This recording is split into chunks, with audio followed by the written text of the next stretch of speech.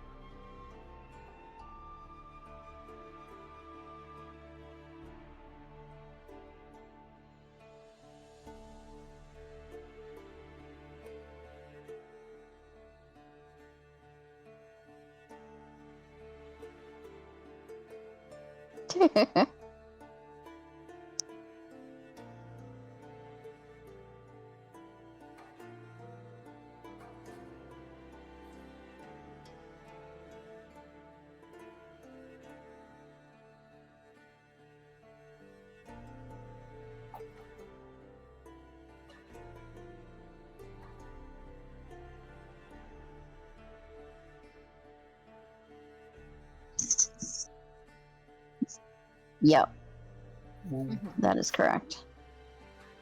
Nate, would you like to combine or separate?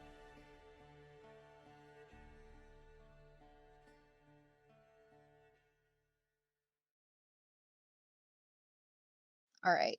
Do you want to take the roll or should I?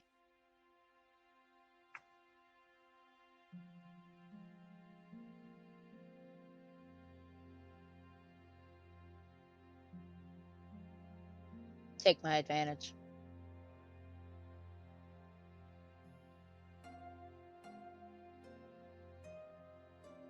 $18. Things happened with. There we go. Oh my god. Aki and Havelock's ship name is Locky.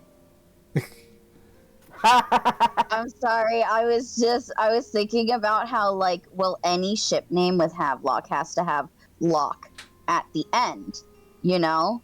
But then I paused, and I was like, no. There's a one. They're quite literally the lock and key, and I hate it. Fucking. Oh, OBS didn't pick up my microphone. That's going to be fun to voice over when I get around to editing this. Yay. Alrighty. Oh. So, the two of you spend your time between keeping a lookout and keeping your two sheep happy.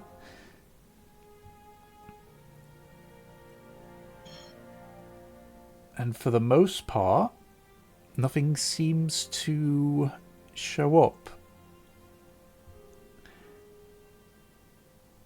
Though Havelock,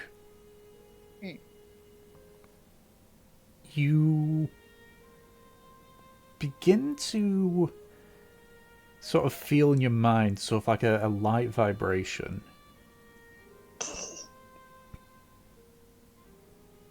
Okay. And on the occasion when you blink, like just for a split second, the scenery shifts and you hear like a slight whisper. But beyond that, nothing. Well, guys, I'm losing my mind to the flails. Goodbye. Oh my god, what does it say? What does it say, Tom? Make a perception check, see if you can make it out. Thank you.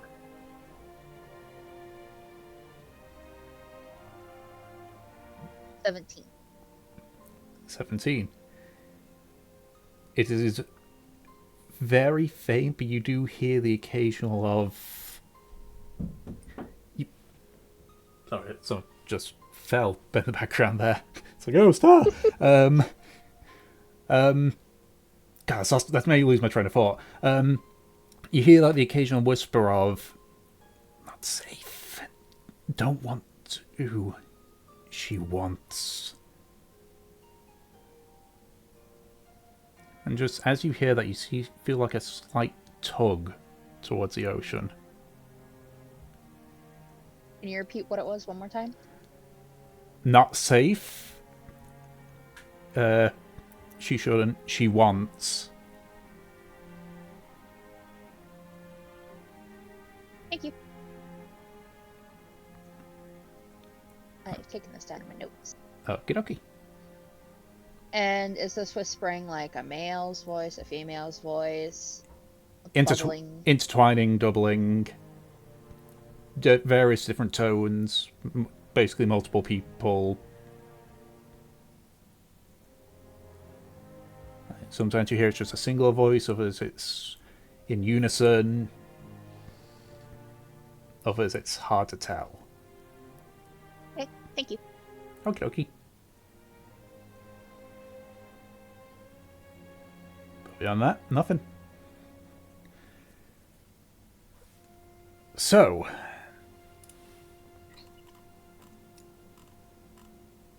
that leaves, where's first sheet? I'll just do advantage for her because it's first. She's probably going to be better than Gorus. So does Havelock not go towards the ocean? Said it was a No, pull. it's Didn't not. necessarily that Havelock had to. Fair enough. Making sure I have it right in my notes. Okay, so third we'll do a perception with advantage with the help of Gorus. Okay. So Gorus and Fur begin their watch. It's a bit of small talk between them. But as the rest of you are asleep, there is nothing that you hear unless some of you deliberately stay up to listen in. But I doubt it. Not today, Satan. Not today, Zug. Alright.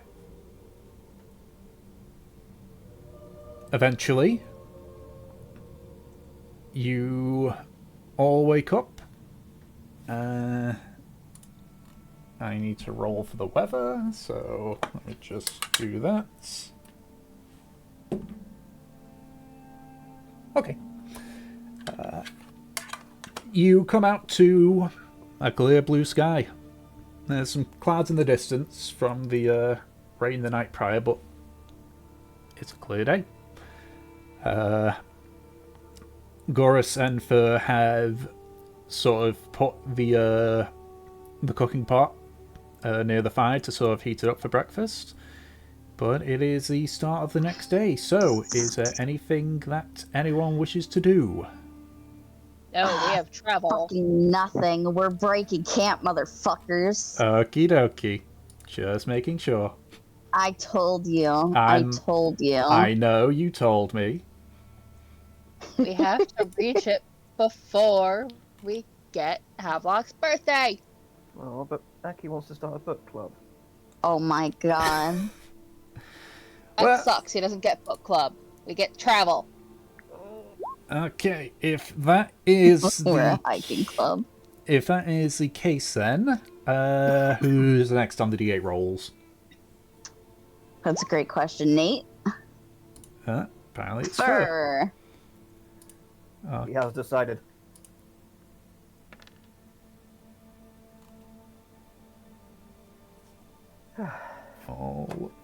Alrighty. If that's the case. My mother. Mommy. Mommy. If that's the case, I need to roll this.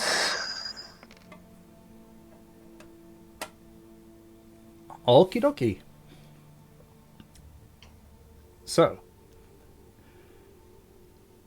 You begin traveling closer towards Port Honor. For the most part, the terrain sort of levels out a bit more, and you actually start, in the distance at the very least, start seeing some signs of civilization. You see like the odd small hamlet here and there. At one point, you, on a very thin dirt path, you see an individual sort of heading somewhat in your direction. Aki, with your perception, you can see that it's what looks to be a human male with a large backpack on. He's wearing some simple enough travel clothes, though you can see sort of at his waist a what looks to be like a rapier or something like that.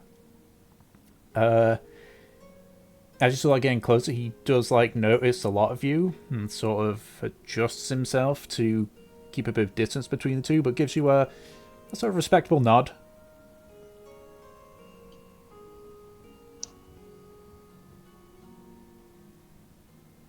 Okay.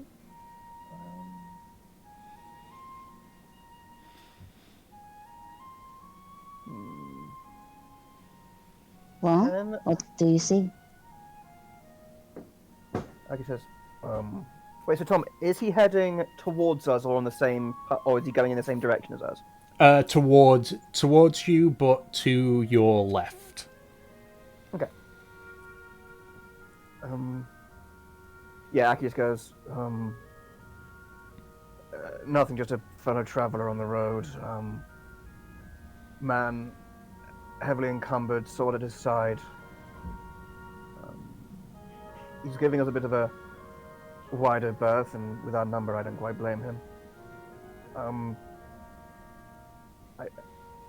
Can I roll an insight check on the man, or is it still a bit too far away? It's a bit too far away, but you can roll an insight anyway for when he gets closer. Okay. But why are you inciting? Actually, no, yeah. Well, Aki will go.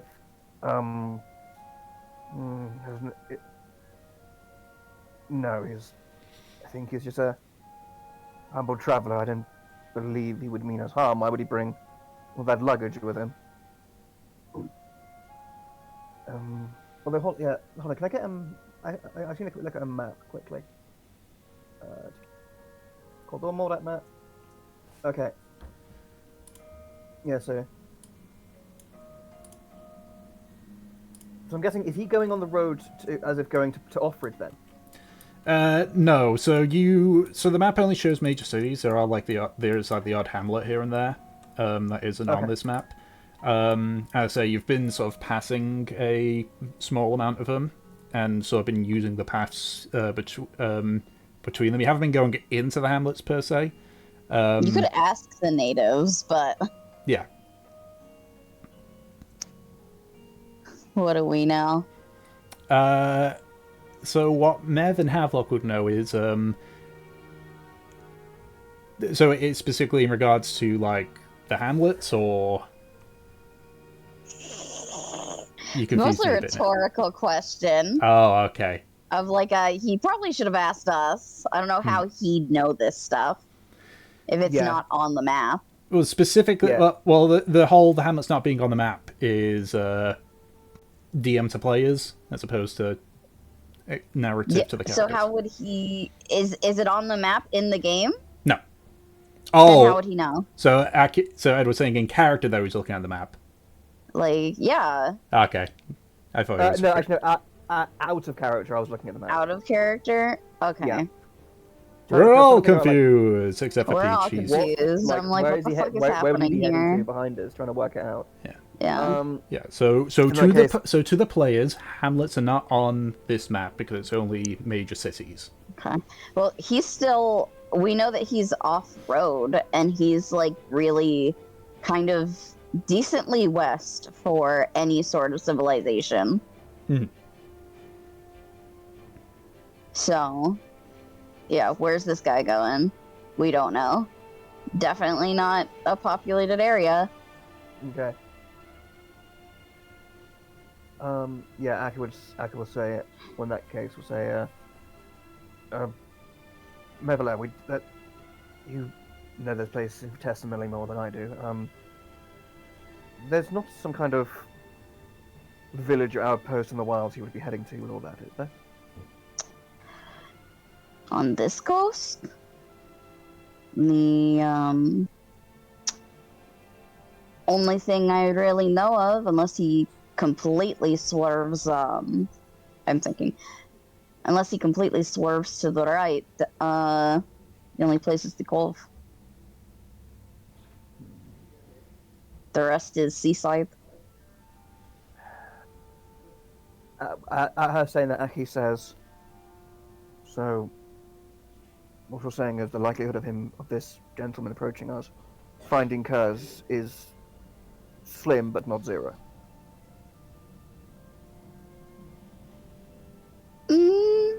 She looks in that guy's direction.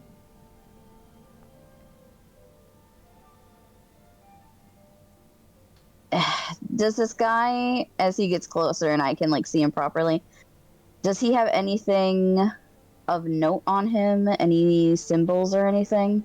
No symbols. The only thing that seems out of the ordinary is just, again, the massive backpack he's got on. Like, it looks like one of those, like, big camping backpacks you see, but almost comedically large kind of deal. Well, if we really want to know, we can ask. I suppose, but do we wish to break our stride with getting to Port Honor? She puts her hands on her hips and looks at you. Do you want to find out, or do you want to get to Port Honor quicker? I don't care either way. This poor sod, if he does run into cutters, probably going to be ripped to pieces.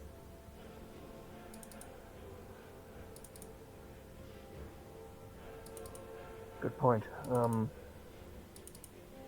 Which is to say, I don't care.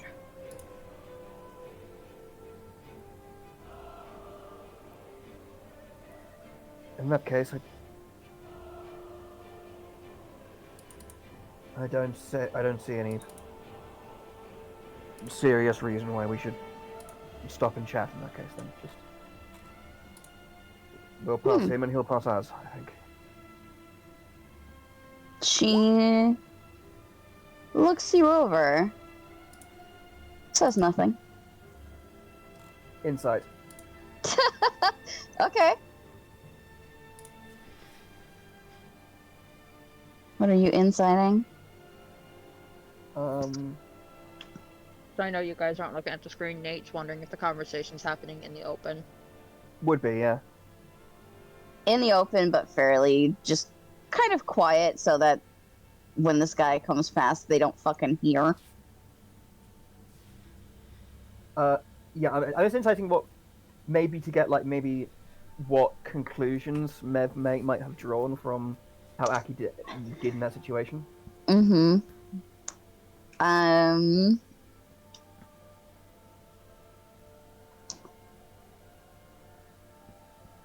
Okay.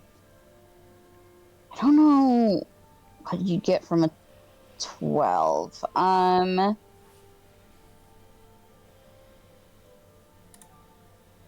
Probably that Mev was surprised by something. Okay. Interesting. Give me 2 seconds.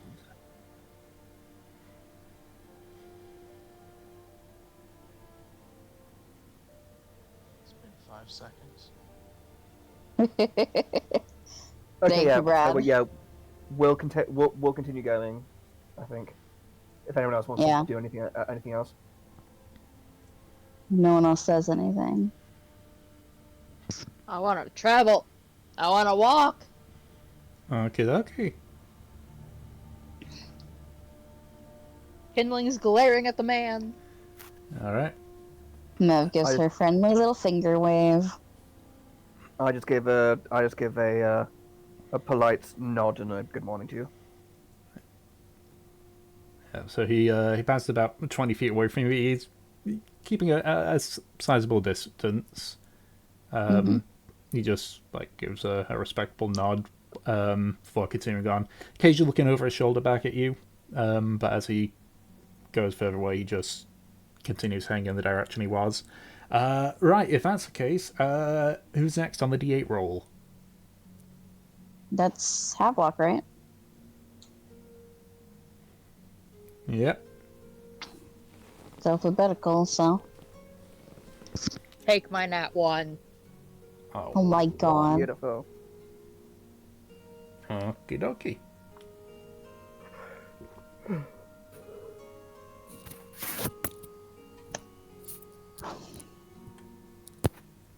Actually, with that one, just roll it again. Yep, I was waiting for that. Another nat 1. Roll it again. Oh my god. There 3. we go. Alrighty. So,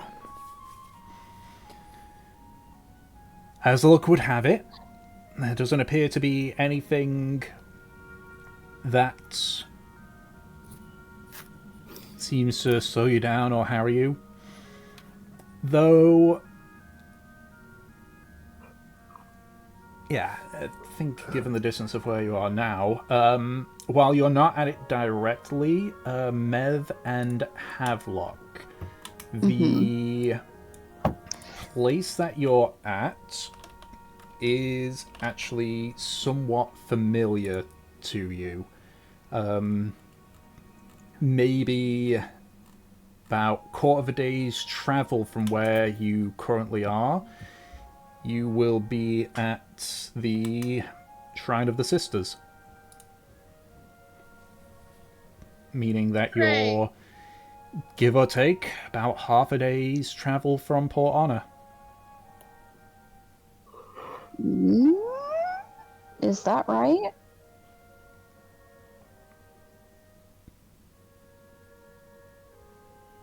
Should be, yeah. I thought the Shrine of the Sisters was on the other side. Let me just quickly double check on here. I would check if my fucking thing wasn't being so slow. Oh my god. It's okay, it's been slow for me too. I honestly didn't think those rolls were gonna go through. Right?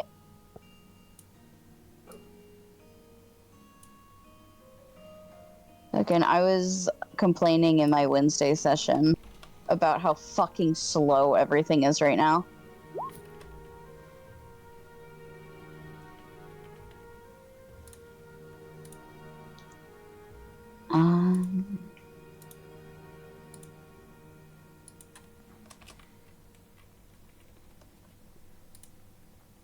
So just, guys, one slow for me too. Hi, Tom. Hello. What's up? What brings you here? Just reminding myself. Near the outskirts. Fucking. Must be my, must be part of the things I didn't actually transfer over from my main notes. Okay.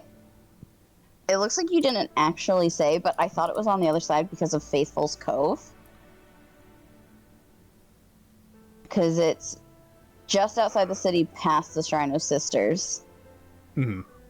And we already went to the Smuggler's Cove that's right over there, so I figured it was on the other side. It might have. I might have got my east and west confused, as I always do. Yeah. Insane, dog. Yeah. Whoa. I thought you said we. Because it was weird to me that the Smuggler's Cove and the Faithful's Cove was on the same side, but you didn't tell me. Okay. that we could go to Faithful's. Okay. To properly correct it then. Yes. Faithful's Cove is to the east. It's not past the Shrine of Sisters. The Shrine of Sisters is to the west.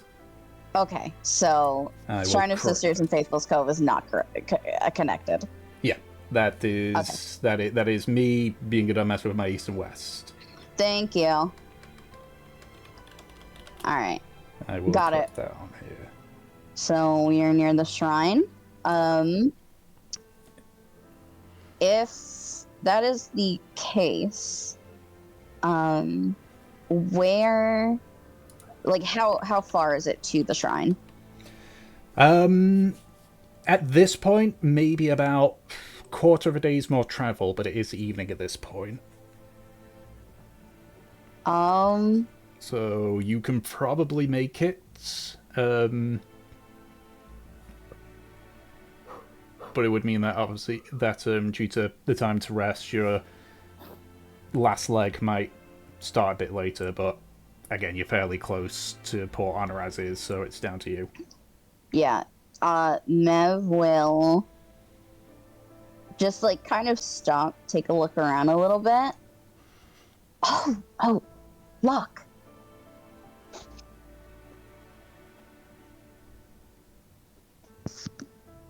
Yeah, what's up? We're near the shrine. We are? Look. She's gonna just point to a couple landmarks. If we hurry, we can probably make it before nightfall. Or maybe a little ways in. You think so? We could put a coin on top for your birthday. We could. Do you think we should make your boyfriend turn into a horse? She rolls her eyes. I think we're going to make it just fine. It shouldn't be very far. Can I hear all this? It is an open conversation. Adaki does have stupid eye perception and Yes. lip read. So just Havelock doesn't want him to hear. Listen, So let's pick up the pace for our injured person. And it'll give him a little bit to rest, too.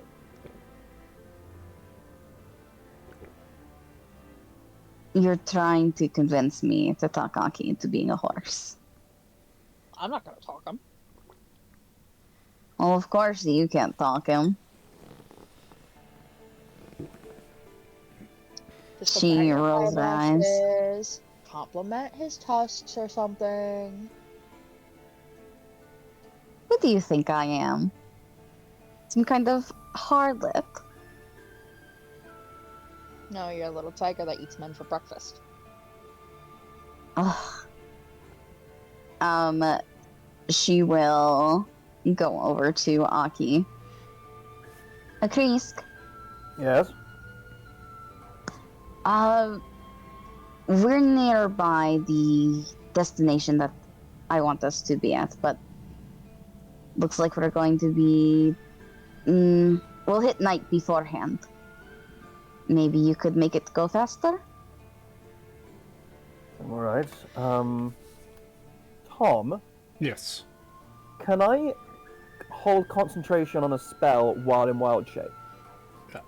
We did have this discussion before. Yes, if you cast it before your wild shape. Great. What? Hold on, I need to get the beast list up because what challenge rating would be just a horse? That's what We talked about We this. talked. You can We be talked a about. horse. You can be a horse! You can be a fucking horse! He's That's asked not what I'm talking about. summon woodland creatures. I think it was. Oh my god. I think it was quarter for just a regular I'm old so horse. sure you could summon a horse too. Yeah. You could make someone a horse. Fabulous. In that It's case, a horse. Aki goes, I'll see what I can do. How many people are there here? Too many? Let's see. Riding horse. Yeah, riding horse is quarter. Okay, so it goes, okay, you... I think there's like 8 people. Oh, capital. The And three. I sort of counts between them and goes, 2, 3. 8. Oh, perfect. Oh my god. And you see Aki basically hold a hand out, starts chanting in Druidic, and suddenly a mist rolls in, and once it clears, 8 horses are there. Can you Well, do how's that? that? Yes, I thought that conjure the animals. CR gets smaller the more animals you conjure. I can do 8 beasts of challenge rating 4 or lower. Oh, okay.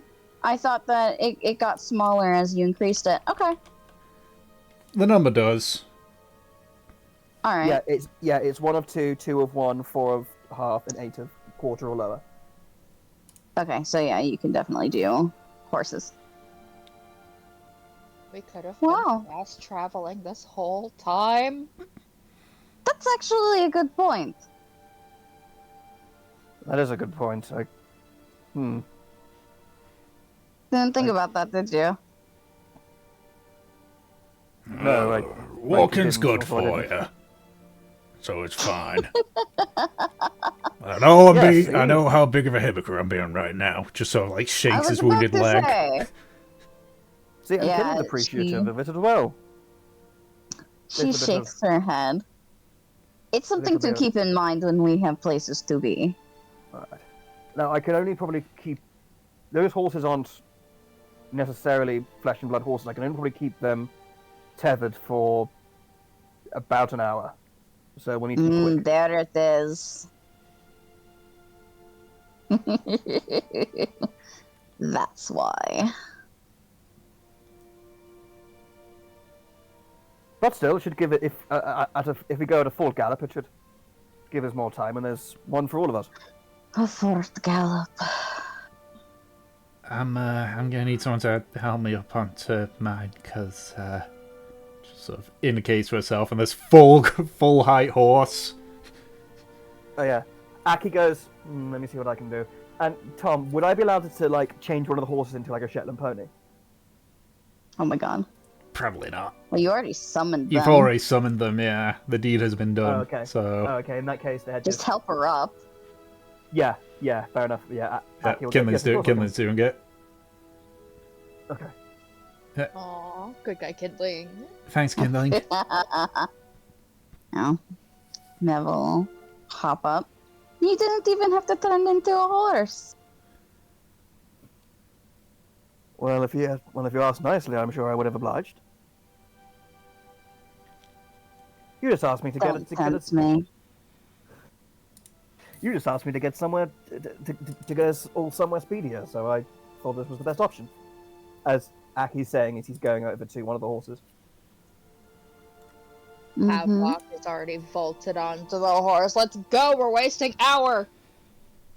All right. And again, these horses don't have any reins or saddles at all. They're just horses. So Ooh, bareback. Aki will say, well, basically, Aki will give the command that all horses are to follow the lead. Will follow the lead of the one that Mevalair is on, and the one Mevalair is on will follow. Will take her to wherever she says. All right. Yep. Man, I'm glad that these horses are like controlled by Aki, because Mev would be a terrible horse rider. Yeah. To be fair, Aki probably these are probably horses that like Aki summoned probably from like some fancy Eladan riding school or something. Oh my god. Yeah. So Yeah, so Torkoal's helped on. He seems comfortable enough on the horse, so as climbs up, he looks very nervous. Goris is kind of the middleman on it. Like, he looks more worried about just his size hurting the horse than anything else. nice boy. Yeah.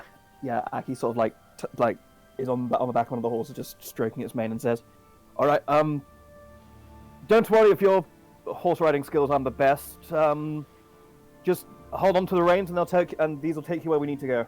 What fucking reins? I was about to say, what reins? Okay. I said mane. Hold on to the mane. That is not what you said. Bullshit. Bullshit. So I just like tightly holds on to onto the mane. And then I and then gotta Aki will laugh. Aki will shout something in Druidic, and the horses will go off. Fucking yep. So we're gonna try and fast travel to Shrine of the Sisters. an hour. Okie being on horses, especially if you're having them like go at a fast rate, it is well and truly night, but eventually you spot a small outcropping of rocks. How long would the travel be for? You'd probably run out the clock, like right near the Yeah. end. Okay, yeah, at Like which point- like literally a few minutes before it runs out. Yeah, fair enough.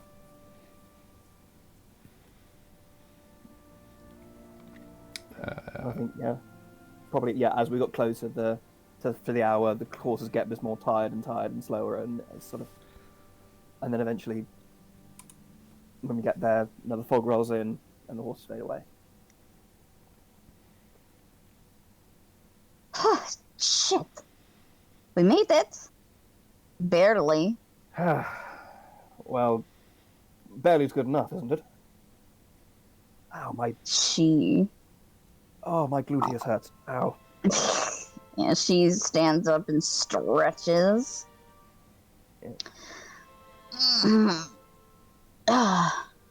So, Everyone, welcome to the Shrine of the Sisters. Tom, could you describe what we see?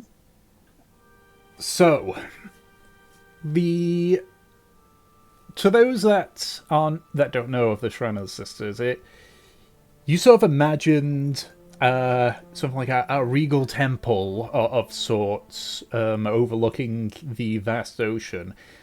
In actuality, what you see is an outcropping of rocks that sort of curve towards the sea itself, alongside various what looks to be stepping stones leading out to another rock, maybe only about 15 or so feet off the shore.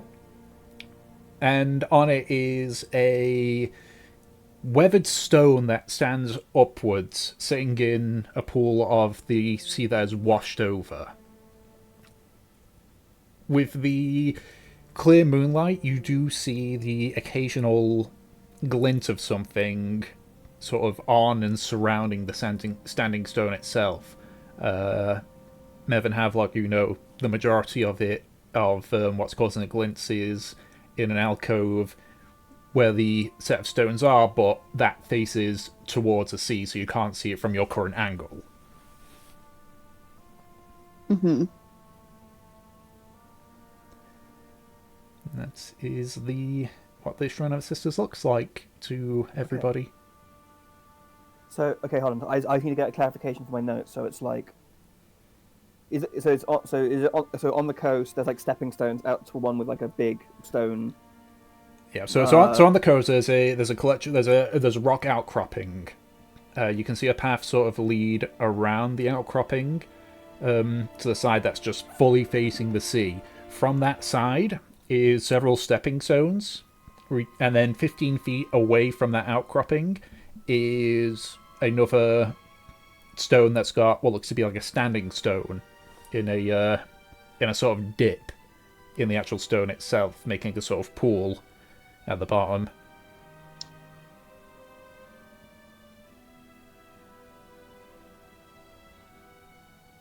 Okay. Interesting. So, I'm guessing the horses run out when we get to this path around the cliff. Yeah, you're maybe about 100 feet away from the actual outcropping. Mm-hmm. Well, I trust this shrine is down this path, yes? I twinged my neck. Ow. It's right there. She points to the outcropping. Yeah, okay, so yeah. So Aki just goes, well, where are we going to set up camp then in that case?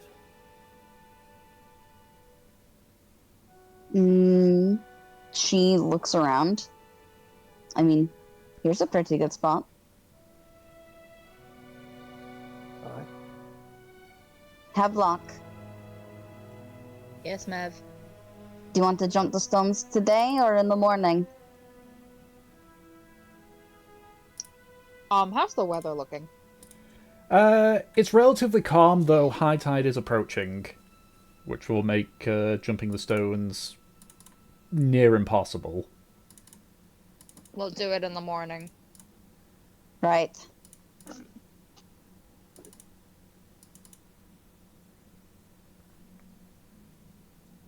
Man, it's so weird being able to set up camp wherever we want. Even weirder that we're going to be back at Port Honor's gates in just a couple hours. Oh, that's so weird. Ugh. It's been almost a year.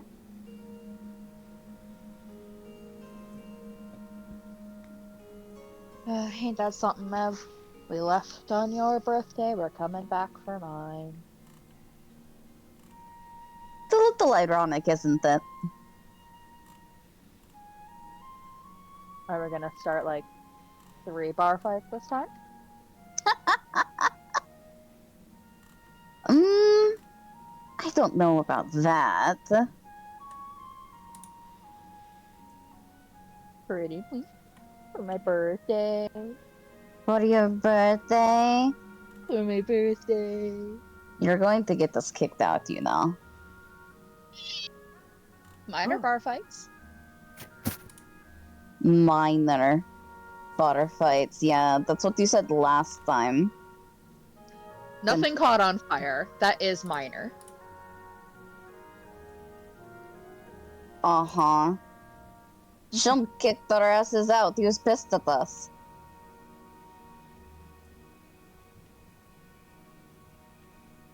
You think we'll be allowed back in, right? I mean, it was one bar fight like 9 months ago.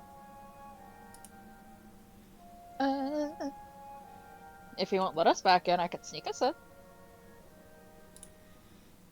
You want to try and sneak in to the murky depths. Can't catch us if they can't see us.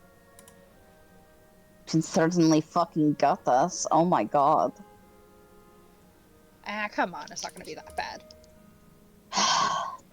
I don't think it will be that bad in the first place. He's probably just going to be like, don't cause any more fucking trouble. In my defense, I didn't even start that bar fight. I just got involved.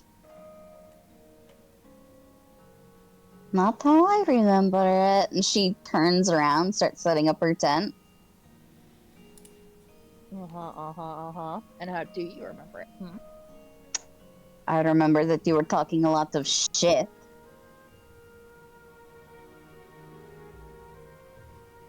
What's that phrase? Talk shit, get hit?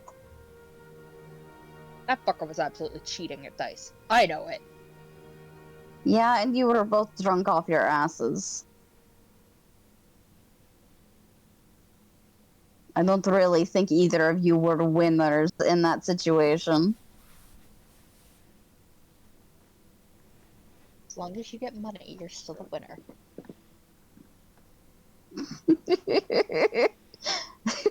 she looks back at you, still setting up her tent. Is that how that works? Yeah. Well, how does it work for you goody two-shoes, huh? Well, I'm not really hard on coin. fuck, even when I'm broke, I don't really care about that, so... She shrugs. That's sad. We need to get you broke sometime. I've been broke before. It's just...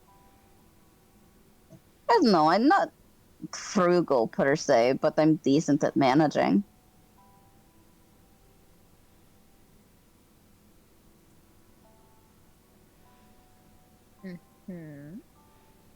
Hmm. Why are you humming me?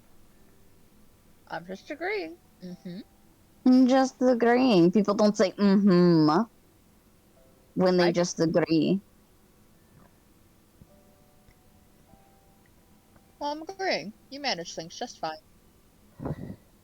Okay.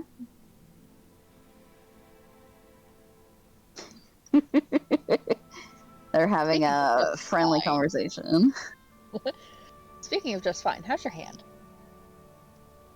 Ugh. Do you have to remind me and everyone else?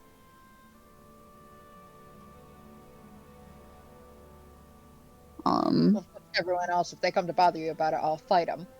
I love how this conversation's out in the open. Thanks, Havelock. Fucking. How is my hand? How's it looking? I know my bandages are kind of old. So you, it definitely feels on the mend at the very least. Like you can squeeze down on stuff without it hurting as much, but you can already tell from like you sort of like try and lift your glaive up and it hurts still. Yeah. You'd probably need someone more. Actually, no, make a medicine check. See if you can get an inkling on how much longer it's gonna be. Well, I mean, I've been told that I need to see like an actual doctor by 2 different people now. Yeah, but if you Um, want to at least try a little self-assessment, you can certainly try. Yeah, give me a second. My roll 20 is just agonizingly fucking slow. They're all quacks. Fucking.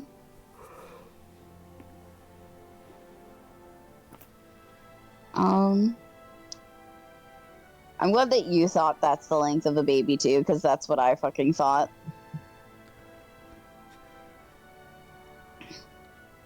How long has it been since we've been to Port Anna? About a baby's worth. Yeah. Fucking baby's worth. Wow, Mev knows nothing. You don't know. All you know is wrist still hurts. I go from medicine doctor to an idiot. Great. Yep. Alright. Wrist hurty. Owie, owie. Oof, ow, my bones. So, yeah, Mev looks at her wrist, just hisses. No. My wrist is, fucking janked.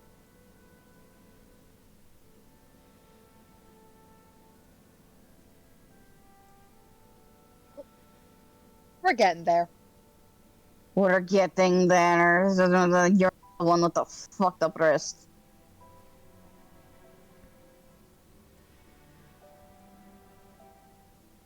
Do you want me to finish setting up your tent for you? She pauses and stares at him for a moment.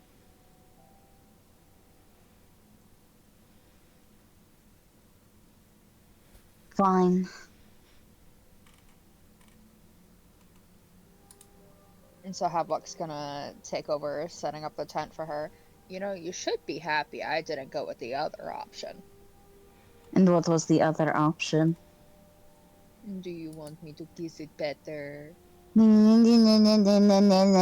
She smacks him upside the head.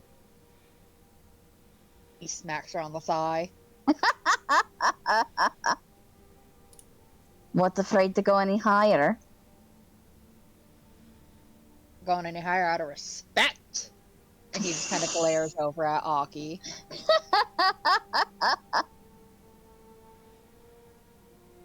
Aki's probably just over setting out a campfire and checking out everything. Mem just shakes her head.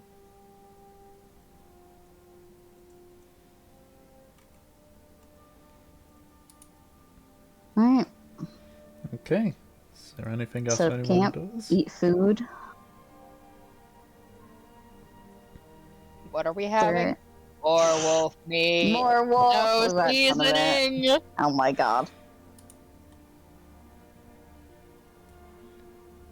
We're right by the sea. We could have a fucking surf and turf, and this is what we get. Yeah, this is what we get. Blame Aki. I'm so sad. No seasoning. Maybe salt if we're lucky. Some seasoning. Oh.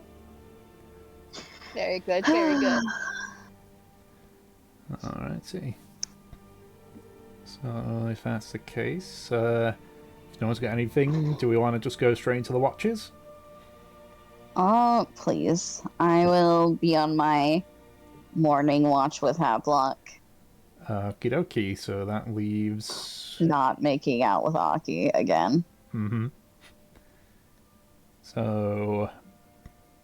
Aki and Kindling, you two going together, or are you going to grab one of the, like, fur or one of the other three? Tell you what, do you want to go together, Kindling?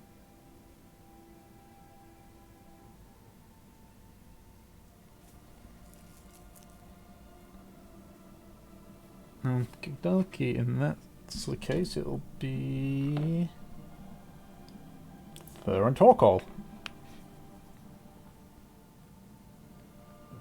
Alrighty, so... so I assume then Aki and Killing, you're doing the first watch, yeah? Yeah. Alrighty, perception check with advantage.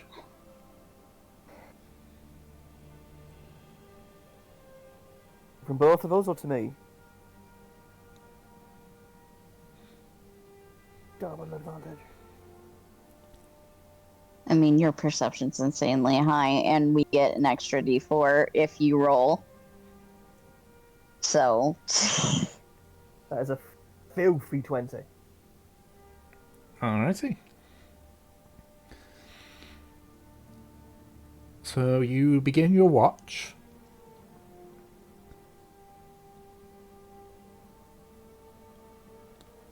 You sort of the glint from whatever's on the standing stone like keeps occasionally catching your attention, much to your irritation, but beyond that, nothing seems to catch your eye.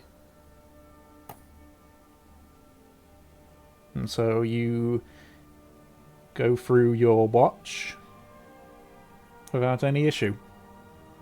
Okay. Can I...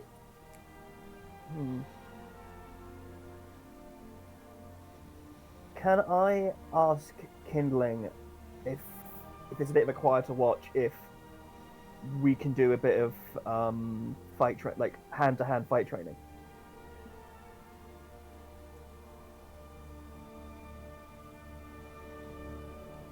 Alright, fair enough. Yeah. Yeah, Kindling says that. Yeah, Aki just goes,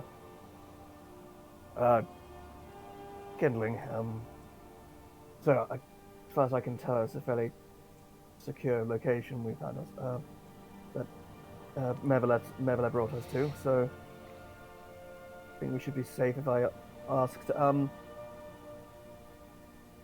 I imagine if there may be times coming up where I'll have to fight just using my hands, and frankly, I think my technique is pretty poor. So I was wondering if you might be able to spot me, help me out with it, see what I can improve on. That's all right.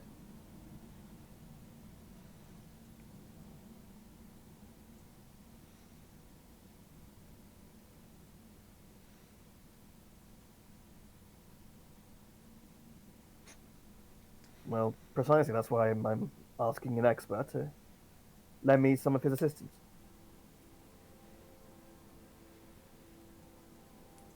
Alright, and Aki will sort of set his sword down, rise to his feet.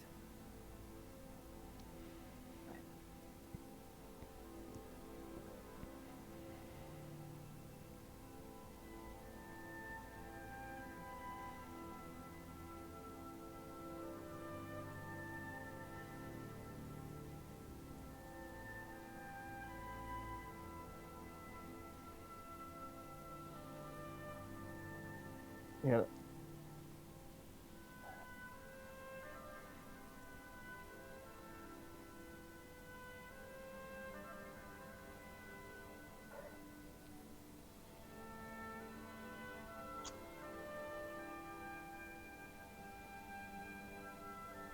Oh, all right.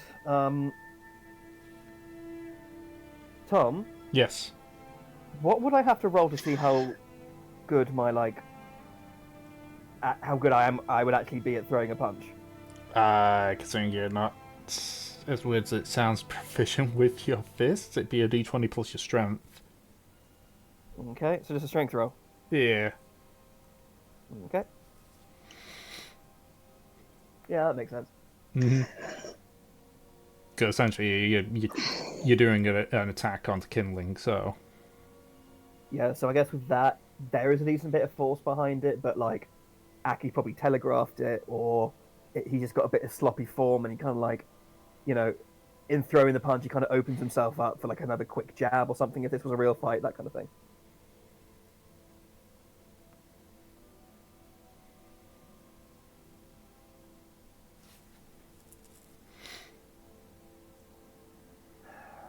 Right. You're not going to give me any kind of other feedback, just slow?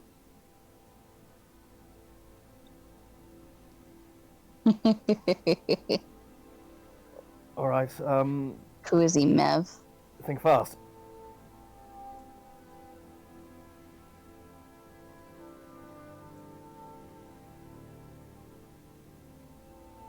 Yeah, I guess it would be a bit faster and zippier, but still not as good as it should be.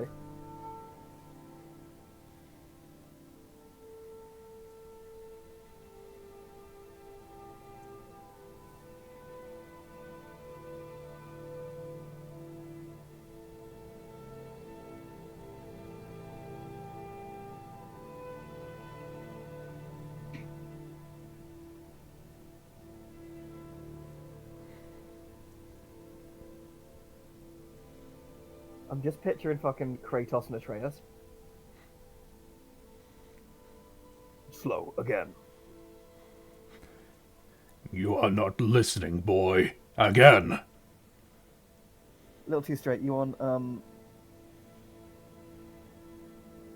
Yeah. Yeah, Aki says not too straight. I don't know. You want me to sort of like Aki kind of like does like slow motion. You see him like twist his body with it and like follow through. So you want me to like basically do like a twisting motion and like put my whole body behind the punch essentially.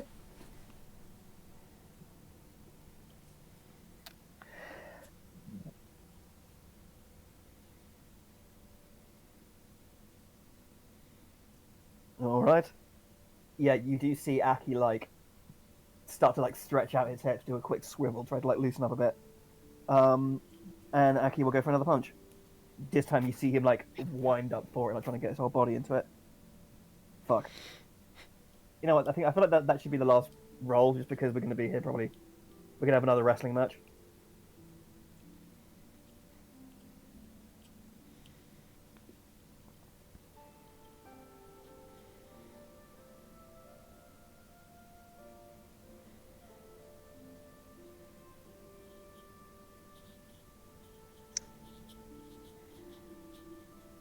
It's a +2.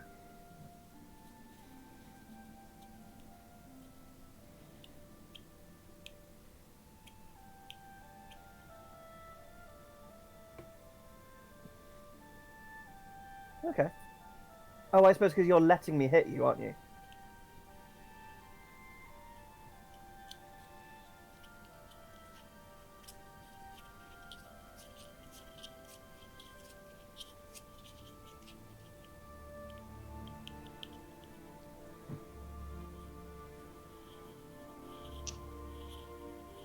Yeah, Aki goes, all right, well, suppose I'm trying my best. I got you a few times there. Do you want me to help you with those wounds and those bruises at all? You sure? I might have broken something, or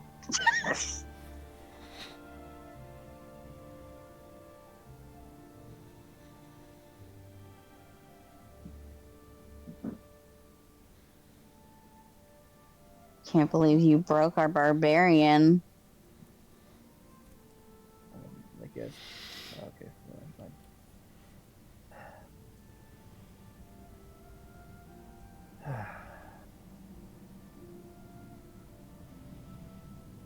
Well, I suppose that's enough excitement for one night. I'm guessing, yeah, we look up from the distance. I'm guessing we can see like the lights of the city. You actually can't. Huh, okay. For one thing, lights back then weren't as bright as the city lights we have in modern times.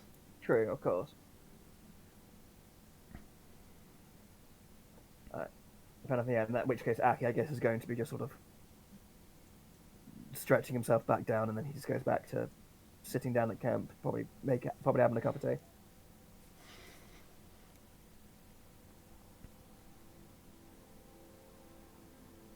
Alrighty. So, the rest of your watch is uneventful. And then it is Fur and Torkoal's turn. So, I'll do perception just for the sake of ease. We'll just put it for Fur again. Oof. Fur, what happened? Alrighty. So, either way, the two of them begin their watch. Mostly filled with conversation once more, but again, everyone is asleep, so what is said between them stays with them. But eventually their watch ends, and Havelock and Mev, yours begin. Yep. Alright, since we're both having issues, do you just want me to try rolling? I'm right here. I stayed on my sheet so I could roll. Okay. I'll roll twice because I'm not crawling back up to toggle advantage. 17. Okie dokie. Look at us, we watch so good. Yeah. So Because we're not kissing. Oh, man. So, the two of you begin your watch. It remains rather quiet up until about 3/4 of the way through. You sort of looking over towards the shrine itself, and you see what looks to be a small bit of torchlight approaching the outcropping itself. Okay. Now we'll stand up. Lock over there. What's that? She'll gesture over to the torchlight. Oh, I don't like the look of that.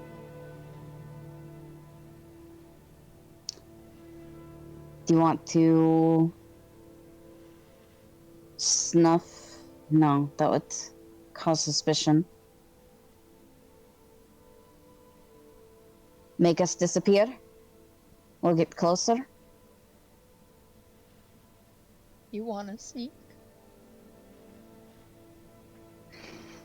Lock, please. Okay. Calm your ass. We're going. He's gonna give them both the slap of invisibility. The slap of invisibility. Alrighty. Okay. So you're gonna sneak up towards the torch? Yeah, I don't think we'll get like too close, but just close enough to see like if someone's fucking there. Okay. Go ahead and make a stealth with advantage. I assume, Mev, you don't have your armor on? I do not have my armor on. Then with advantage. Again, I'm just going to... Do it twice, yeah, I get it. Yeah. It might auto put disadvantage on me because of my armor, but... It's fine. We'll take that first roll, so the 17. Yeah. So you both roll the 17. Still working so good. Okie dokie. So, thankfully you don't need to travel very far. You're only about 100 feet away from the outcropping itself. You get about 50 or so feet. At this point, it's clear to see that it's a appears to be a man that's holding the torch. Looks to be maybe half elf. He's looks to be maybe in his mid-30s, wearing some travel clothes, and you can see there's sort of a he's sort of holding something in his other hand, and he just sort of slowly and carefully makes his way down the small rock pathway towards the shrine itself. Isn't it high tide right now? No, it's around... Has it already receded? It's yeah. High tide was around the time, like, the highest point of high tide was around Fur and Torkoal's watch. Okay. So even though... so it's receded. Yeah, so even though the tide is a little bit too high to make the jumps towards the stones, the actual, like, outcropping is reachable. Okay. Continue. Yeah, so he's gone up towards the path, sort of out of sight. If you want to follow him, you can. What do you think? Let's be sneaky. We deserve it. We're already here. We'd be leaving the group, though.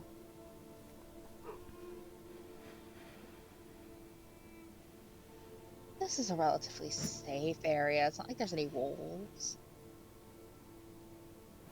I feel like that's cockiness on our part.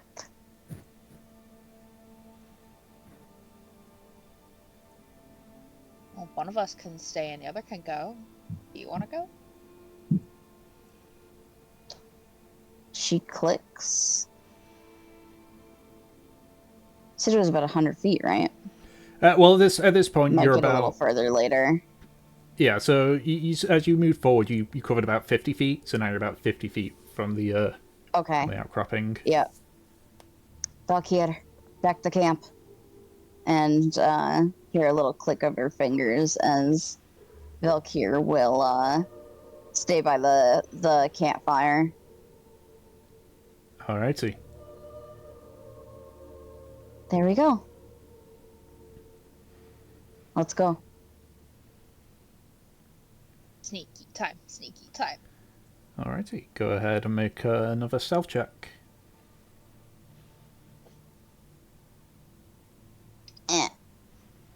I'm not even wearing my fucking armor. Hold on. It's fine.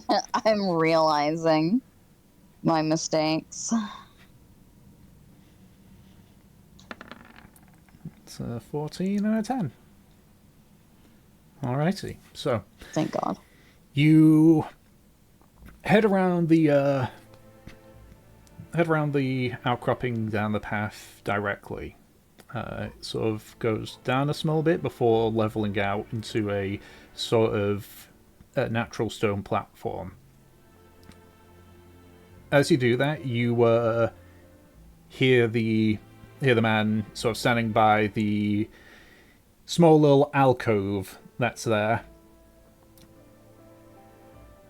You've missed the initial part of it, but you hear him say,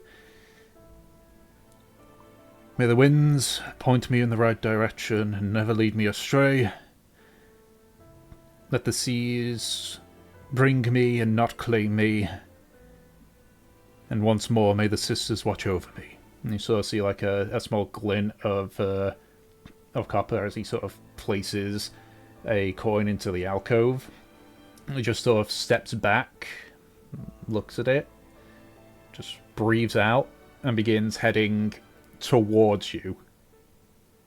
Can't see you clearly, but the pathway's thin. Anyway, we can like press up against the wall or something. You can certainly try. I don't think we're gonna get away in time. So because of What do how you narrow think? it is, you can do that, but it would be a straight roll at this point. Because there's a high risk of him bumping into you.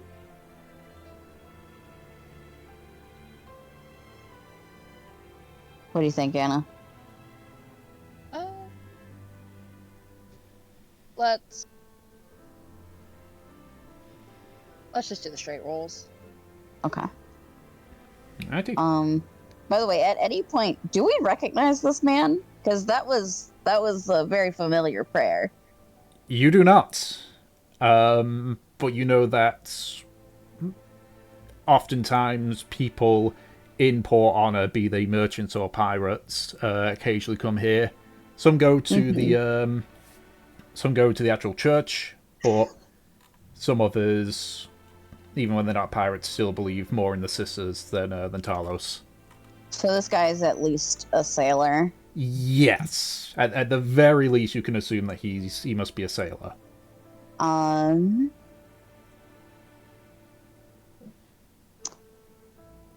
Again, just take the first fucking roll. Oof. Yikes. Yikes. Let's see. So you sort of like try to press yourself as much as you can against the wall.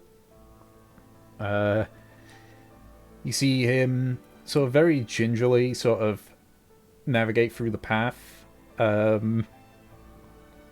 At one point, he sort of leans to the side and bumps right into you, Mev.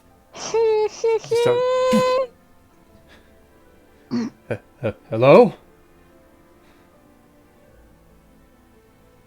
So like begins sort of like Havelock, reaching out just to try and see. He's right in front of you. You can see he is confused and scared. Fucking Mev hasn't said anything, but apparently this guy's about to grab her. And Havelock take the action of yoink. Yoink him? No, yoink you! Over to the You side can't- even more. Can you see me? I can't see you. Well, we were just whispering to each other. I'm sure I know where you are. Ugh. I'll say roll a d20. I was gonna, there's no guarantee. Yeah, roll a d20. If it's above it, okay, it's above a Natural? 10. Yeah, so you, Oh my God. so have like you sort of Oh, like shit. wildly reach out and tug and you know like grab hold of Mev and tug it backwards. It makes noise very much. He's like, "Hello." Sort of like sticks a torch in front of him now and is sort of like almost like waving it. Sort of like backs away a bit.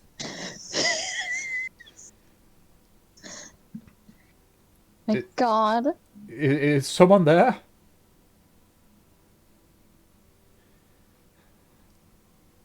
So like looks back towards the alcove and he's going to very slowly keep heading down the pathway. You can either try to keep moving away or you can try flattening yourself against the wall again.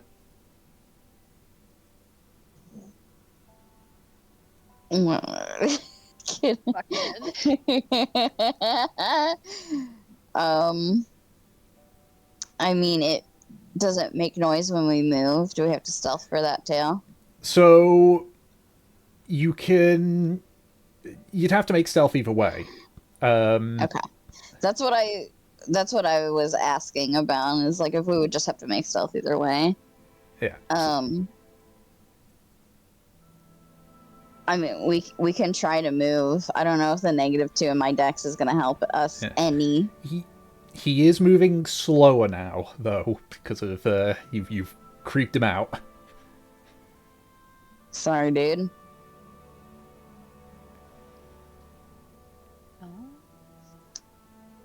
You wanna move? Oh, let's try moving. Alright. Stealth of advantage. This is the second time in this same fucking journey that I've scared the shit out of someone supernaturally. Good thing that it's a, Huh. That's a very good... That's very lucky. Very lucky indeed. Thankfully, with the reduction in his speed, you're able to quietly navigate your way off the, out of the pathway and back onto the open ground.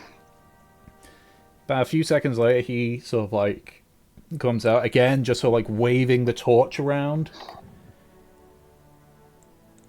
Just sort of, like, looks back towards the alcove, just rubs the back of his head, just...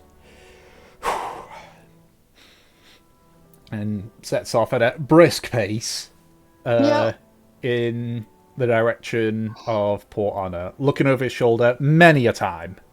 I'm surprised that he didn't see the fire if we saw his torch. I assume Aki did half and that one thing.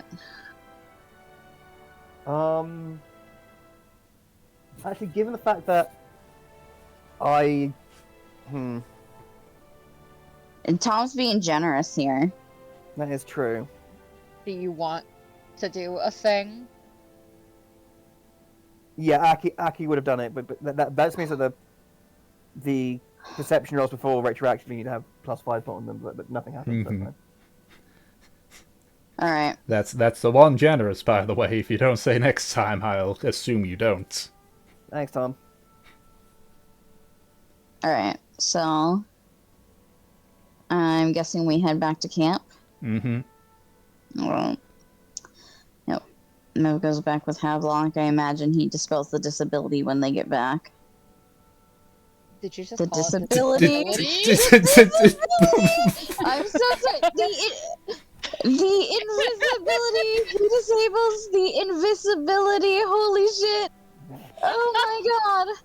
Oh, we're keeping it. He dispels the disability. He's a paladin. my He can do that now. Oh my god. I'm so sorry. What's the Why are you Oh. apologizing? That was funny. Oh man, what a mistake. We did it. We're free. Okay. Fuck. I don't need these anymore. Throws pills into the ocean. Oh, Okay. After he dispels the disability, oh my god. Mev. You're in character. So, okay.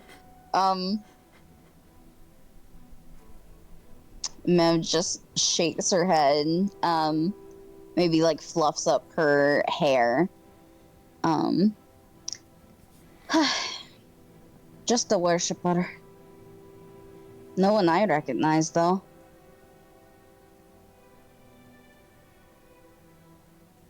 you know, you make a pretty good ghost. Apparently. How many times is that now? Twice that I've counted. Valkyr should be jealous. Valkyra was called the ghost the other night, remember? Yeah, but you're better. I'm We're the right same here. thing. I don't know why you're being so defensive. We're the same person. At least I look like a ghost normally.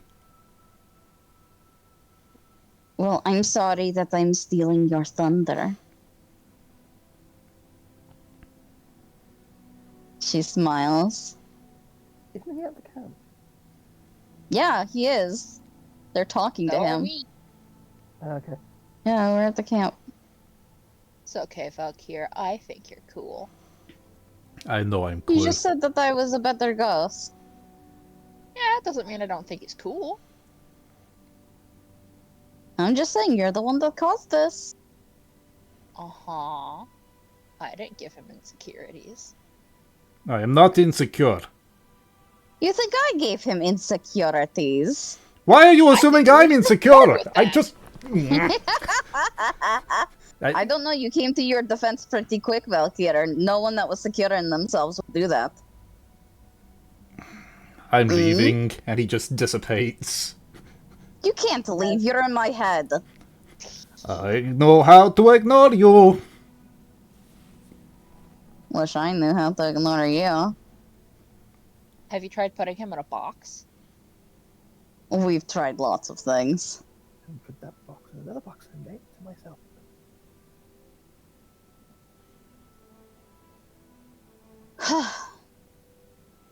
Looks like the tide is almost low enough for us to go. When people wake up, we'll hit their first thing, alright? Alright. After that, do you maybe wanna stay by the shore while I gather seafood for breakfast? I suppose I can do that. Thank you, Mev, and he's gonna give her a little forehead smooch. You're so patronizing. What? You're just Can I not say patronizing. thank Thank you, Havelock. That's how you sound. you? Okay, fine then. He's gonna kiss her forehead one more time. I take that back. Fuck you, Mev. Yeah, fuck you. Yeah, fuck you. You wanna fight?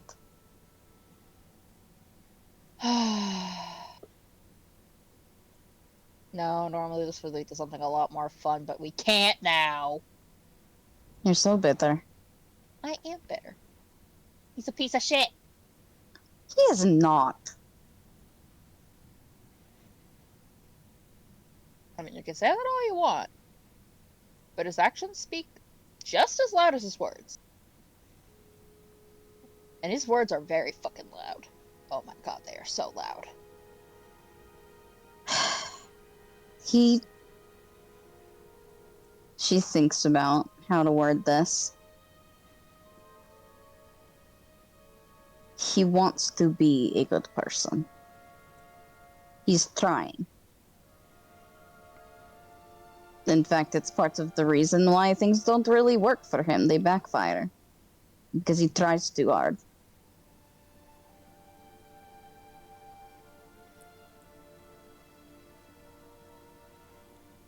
He's also just kind of an idiot. And I'm supposed to just accept that from our leader. I didn't say that you had to accept it. You're allowed to criticize him, but he's not a bad person.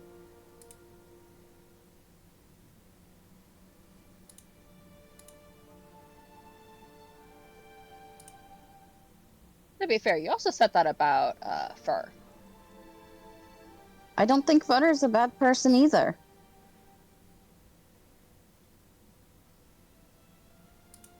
Just like how I don't think you're a bad person. People aren't inherently good or bad. We're fucked up with a lot of nuance.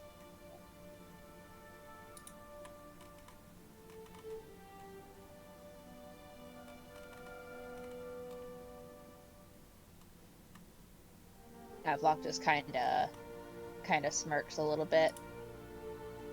Yeah. Yeah. Why do you sound like that? I didn't know your people had nuances. Ugh. And he's gonna pat her on the head. Eh.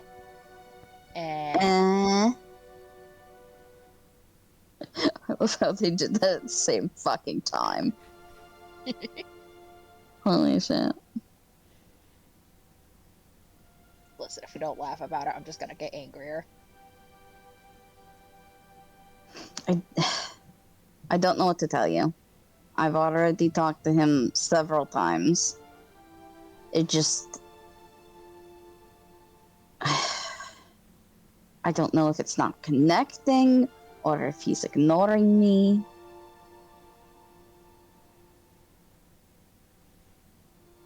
Well, you've drawn the line in the sand with me a couple of times. You just gotta figure out where you're gonna draw it with him. He wouldn't sit there and accept me saying the type of shit that he says about us, if I said it about him.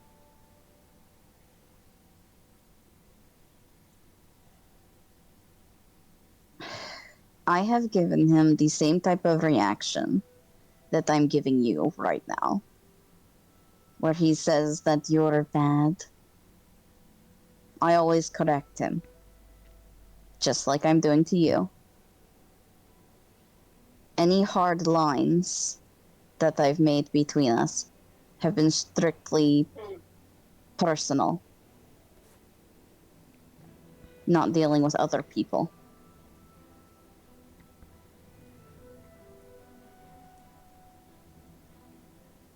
I'm just saying, it's not only me that he insults. He says those things. I know.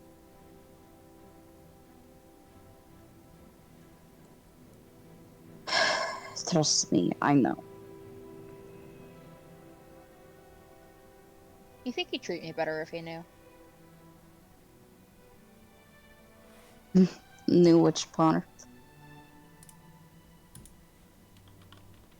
You know exactly what I'm talking about.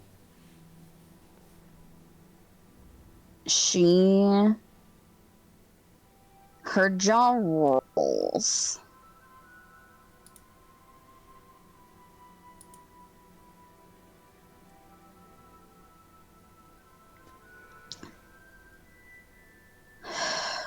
I think he would. But I don't think that's a good thing. Yeah. I don't have the tits for the tits for the pretty privilege. It's not that. It's that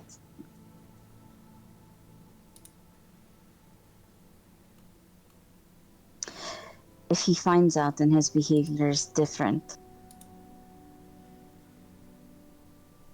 What about you exactly changed? You didn't change. His perception, his way of how he should treat you changed.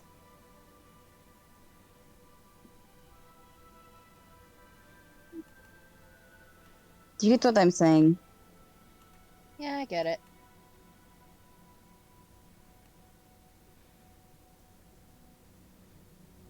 It's not because he thought any more of you. It's just because he thought it was what he should be doing. It's even more patronizing that way.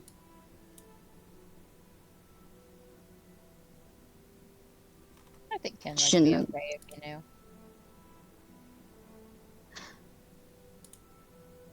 Do you want to tell him?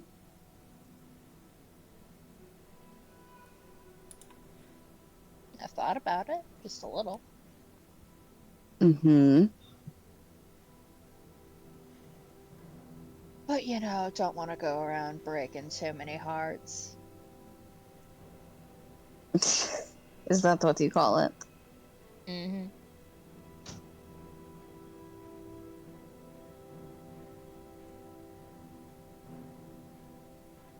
I mean, come on, you saw how hard he felt for you.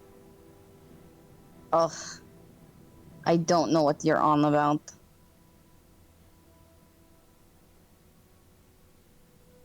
Of course you don't know. You're staring at one other person.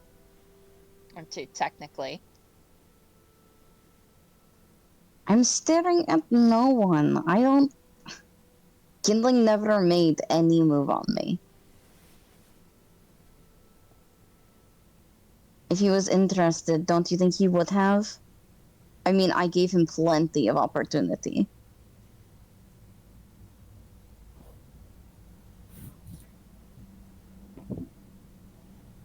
Eh, Eh? I still think I had it down for you. Really bad. Real bad. I think you're wrong. Why don't you ask him then? Because I don't want to look like a fucking idiot. I mean, if you want me to, I will. Yeah, I want to see what he says. Fine, I'll ask him later. You can literally blame me for it. I'm the You're right, I scapegoat after will. all. Fine, I'll ask him later, but... Are you sure? You want to... You want to bring this up?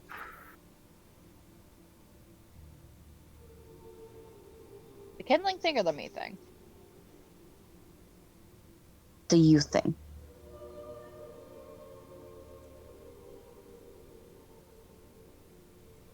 I'm not sure yet. You know I'll support you in anything you decide, right? I know. In fact, if you wanted to go back and say psych, I would make something up on the fucking spot for you.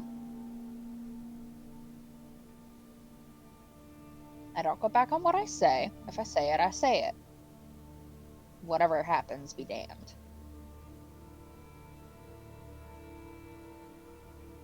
Okay. Just know I can come up with a pretty good story.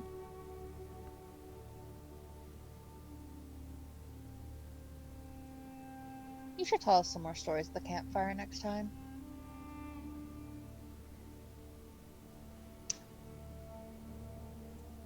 You want to hear more? Unless you can't come up with more. I can spin anything, Havelock. Then yeah, tell us some more stories. Alright. If I feel the time is appropriate, I will.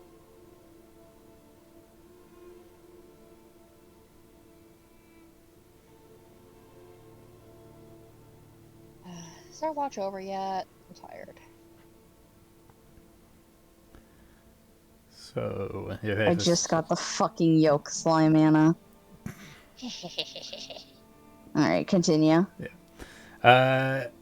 So, the remainder of your watch is uneventful. You don't see anyone else head to the shrine. And eventually, the rest of your compatriots wake up. There is a very light drizzle that's happening right now. Nothing massive. Not like it was on your second day, but just keep in mind it is cloudy and there is a slight drizzle. Alright. Good morning, everyone. Morning. Oh, good day. Everyone alive? Just about. Fantastic. It was a world away back there. Anything untoward happen in the night or anything? Or She glances at Havelock. Nothing really important.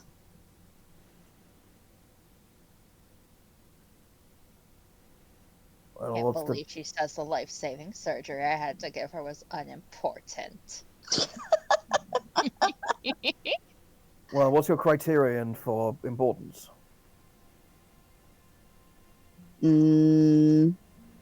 How dangerous or relevant it is? So, nothing relatively or relevantly dangerous approached us last night then? You're still alive, aren't you? Yes, and you're not covered in blood, so I presume nothing came. No wolves and a pack of helpless people. You know we're right here. There's more a slight against him, not you. Very sorry. You couldn't help it. Wolves are bad. No offense, Kindling. No offense to the cat. The cat with the wolf totem. Right? Yeah. Yeah. Aki's just gonna get up from this bedroll and have a good old stretch and get ready. Havelock and I are going to the shrine proper.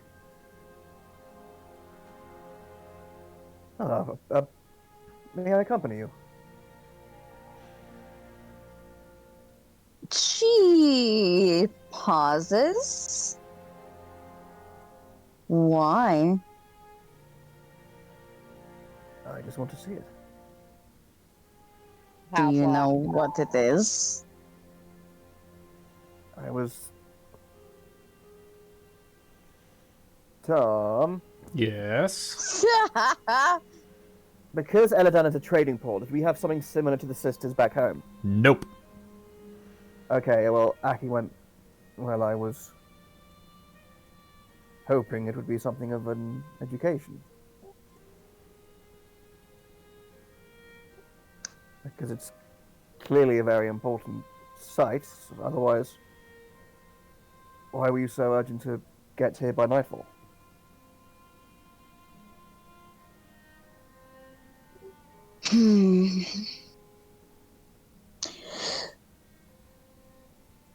What do you think, Havelock? He's just staring dead at you. You already know his answer.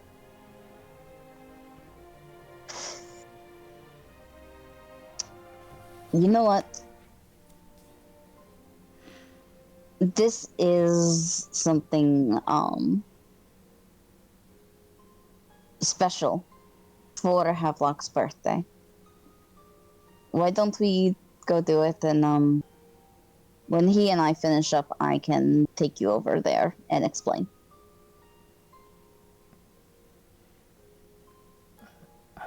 Can I also join in on that? I don't follow, but I still want to pay my respects either way.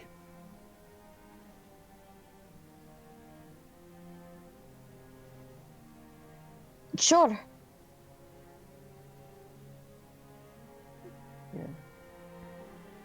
Yeah, Aki says, well, is this the kind of place where you have to leave an offering or a totem or something? A I'm guessing coin.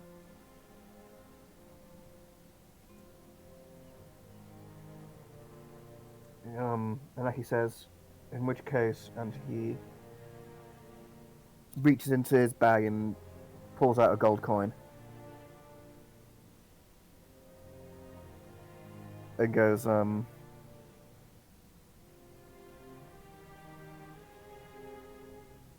suppose earning an ounce of favor from the sisters wouldn't be a bad thing, so... Would you do me the honor of laying this upon the stone? You will do it when I show you. Alright.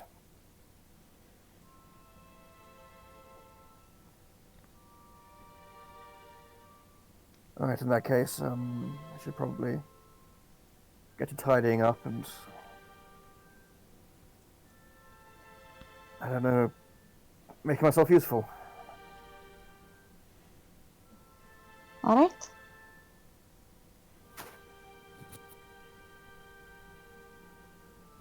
Lock, you ready to go? I'm ready. Um,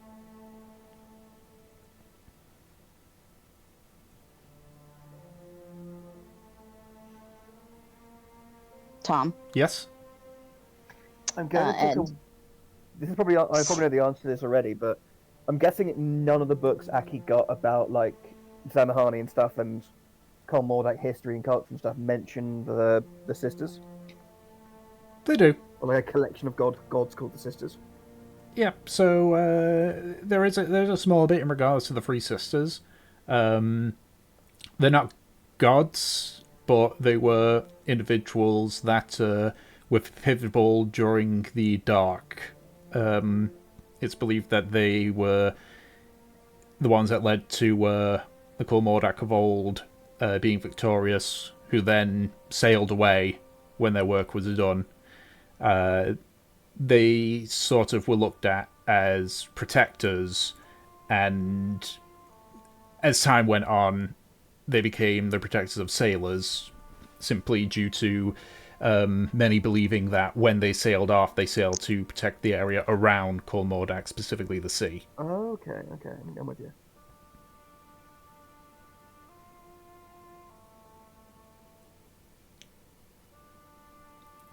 So, yeah, that's basically the summary on that one.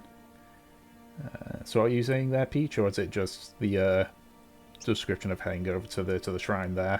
Yeah, I was gonna say we're gonna go over to the shrine. Does Havelock say anything on the way there? Not in particular. He's just kind of excited and looking around.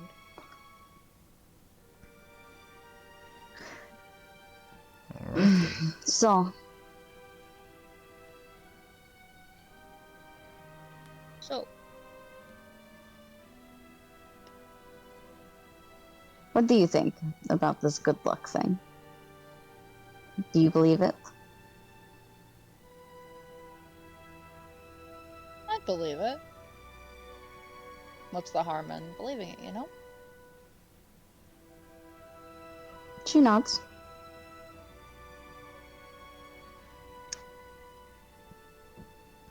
They were just talking about following it, and I don't know. It sounded a little strange to me. Do we particularly follow the sisters?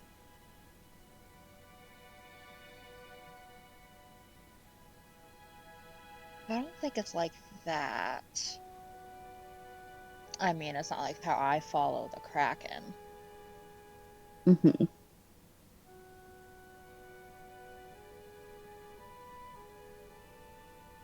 I think it's more so you follow it like you follow not walking under a ladder. Superstition. Eh. Superstition plus. Some people put more faith in it than others do. She nods.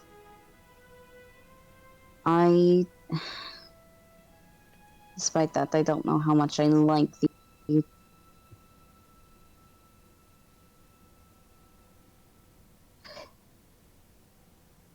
the way that they said it. It sounded a little touristy.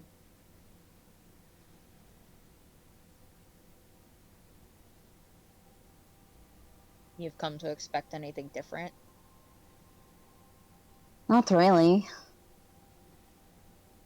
I mean, how can they know anything else? How can they know how important those superstitions are to us? How can they know that following isn't quite the right word?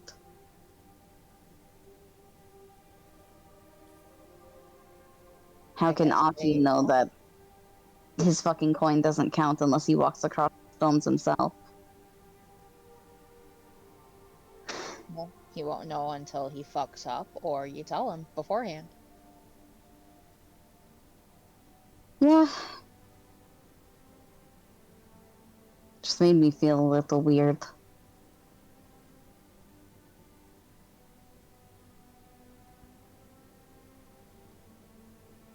Well, is there anything you want to do about that weirdness?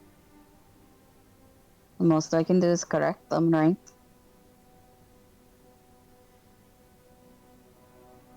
Maybe we should write them like a little guidebook. One that's not written by the fucking Republic. Yeah. I mean, don't we deserve to have our tales told by, you know, reputable sources? The only place that literature like that would be actually kept is Mary Labatty. Anything here would be fucking burned.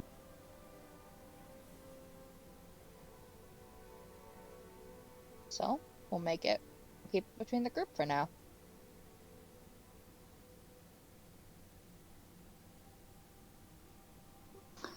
She thinks about this. Alright. I'll need your help.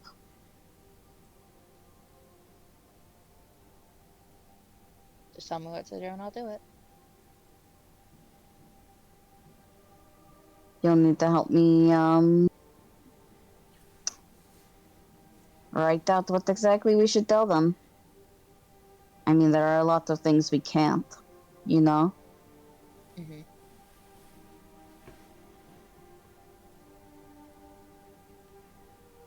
Well, we'll make it tourist friendly. Simple do's and don'ts. Like, Yeah, don't she refer to knows. us as your people. You're not going to get over that anytime soon. I'm never going to get over that. It is so rude. It is. It's fucking... so fucking rude. Honestly, that should be the first thing we write down.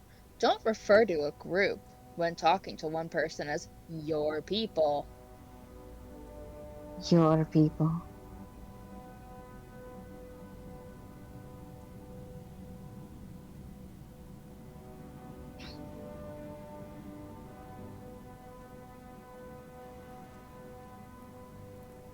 Alrighty.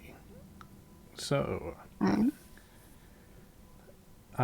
the are the two of you going to try to head for the standing stone, or are you just going to place it in the alcove at the outcropping?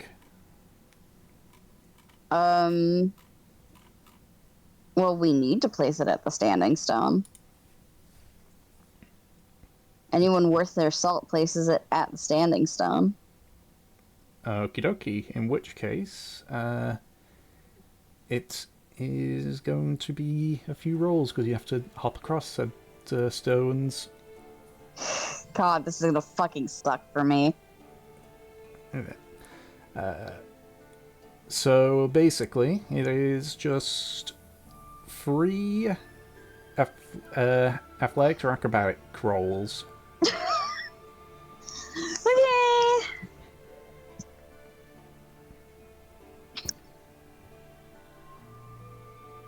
I'm just gonna do one with advantage and then normal so I get the 3 rolls out of the way. Mm-hmm. You said athletics or acrobatics? Yep. Because you're hopping across the 15 feet. Oh! Nice. Nice. Yep. So, Almost like we know what we're doing. yeah. The 3 of you've done this a few times before to varying success, but you've, at this The two of point... us. I mean, yes, there are 2 of you. For some reason, I was thinking Valkyr in that. Valkyr's not hopping across. He doesn't have to. I mean, technically, he does hop across by piggybacking off you, so... You know? So what I was saying was true from a certain point of view. Anyway, yeah, the 3 of you make it. You do nearly slip up a few times because the drizzle has made the stones a little bit on the wet side, but again, the 2 of you've made the jump before, so you're able to hop over to the standing stone.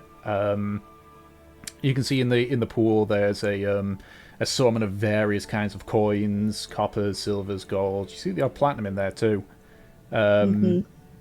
Several of them you can see have sort of gradually through heavy waves and such have been like pushed out and are sort of sitting on the stone itself, and you can see sort of looking over the cropping with the standing stone. There's a few that are just sort of wedged in various areas, but you are in front of the standing stone.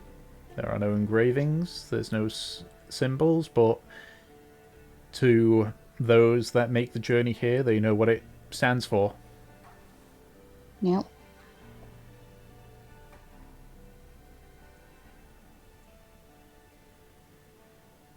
So, You first.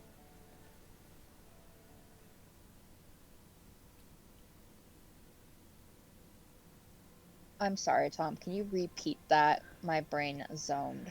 it was just basically describing it. They're out in the pool. Lots of coins. lots So of- many coins. Lots of coins of various value. Some have been washed off either onto the outcropping with the standing stone or fallen down in the sea around it. The standing stone is in the middle there. No markings, no engravings, no symbols, but you know what it stands for. Halflock is gonna take out 2 platinum, place them down.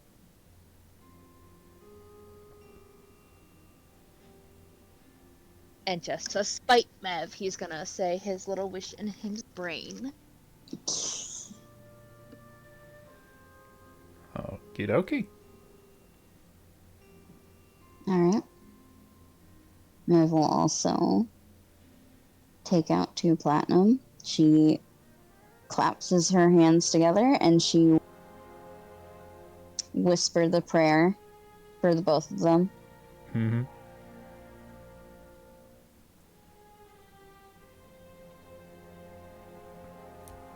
Alrighty. So you whisper out the prayer, and upon finishing it, you place it into the pool around the sanding stone. Alright. Ready to go hunt? I guess. Hey, Mev. Hmm. Why don't you just summon Valkyr and skip the skipping of sorts? Because that's not how it's done.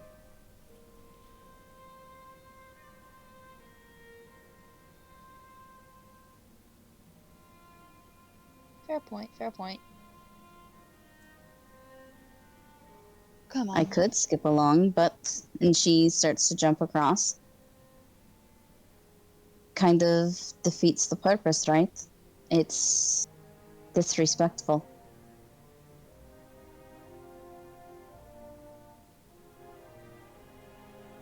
You think Fur's gonna complain about having to skip across?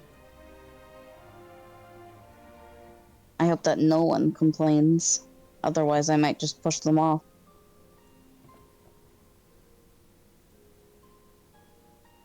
That'd be one way to get past your 1 month timeline. It wouldn't kill them. The water's not quite deep enough for that here. Yeah, but she's short. Aki might I'm panic short. because he can turn into a fish. She shakes her head. Hopefully everyone is normal about it.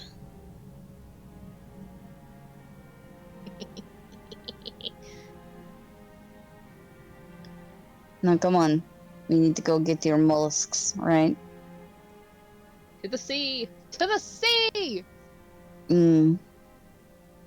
As he's hopping along, Havelock's gonna take out one of the nets.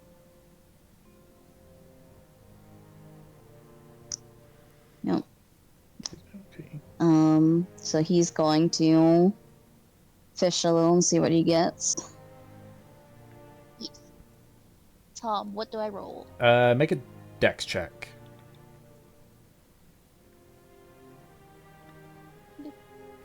13. Okie dokie. It's a lot of 13s today. A lot. So you are able to catch several smaller fish that are sort of nearby.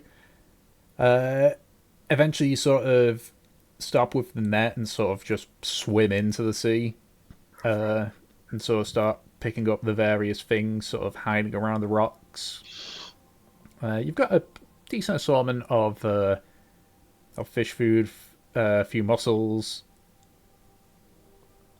enough for a nice meal.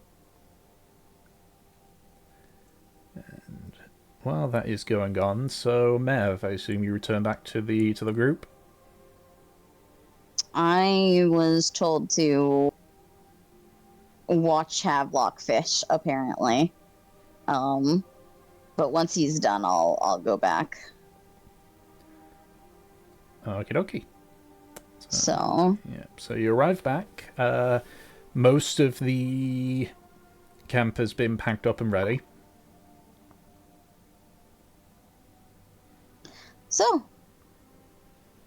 we're back. Havelock's going to make breakfast. Anyone who wants to come to the shrine, come with me. All right. We'll stay here. You sure? I can't make the jump with my leg. Could go to the alcove, but it's better. We ain't sailors, so it's more fitting. Very well. Alright. So if for an Aki, is Kinley coming? Looks like it, yeah. Said sure. Okay. Then,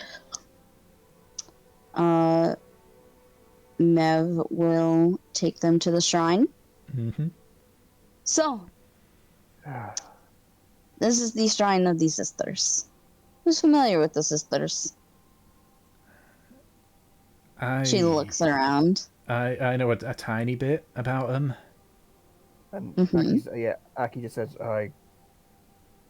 they were briefly mentioned in a miscellany towards the end of one of the books I got back in Lanarch.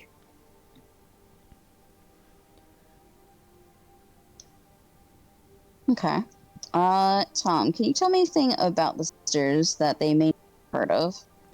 They are considered guardians among the sailors of Karmora. Knew that one. Yeah, that's I know it's retreading hold ground on this That's one. the obvious part. So just like the specifics that they would know. Just more so like Aki said that he heard about something in a book. Yeah, so Basically, can I say whether that's like true or false or not? it's often considered true that that the sisters were heroes during the Dark. Mm-hmm. It is a known fact that they were not gods, they were not demigods, they were just skilled individuals. Debate on what they were skilled in. Several say magic, several say just generally smart tacticians and such. Most lean towards the magic side of things.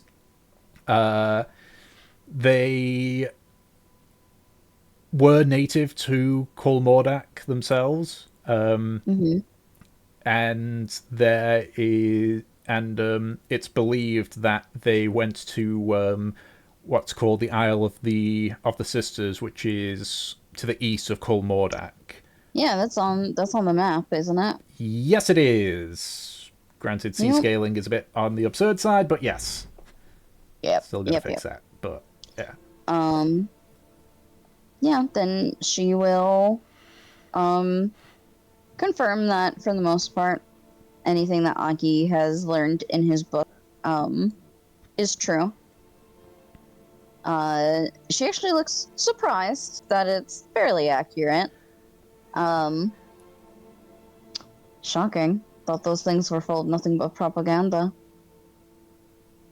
Well, you would assume, but I suppose the Zemahanians need to be at least partially truthful with their own sailors and their own sort of the pantheon, I suppose, in that regard.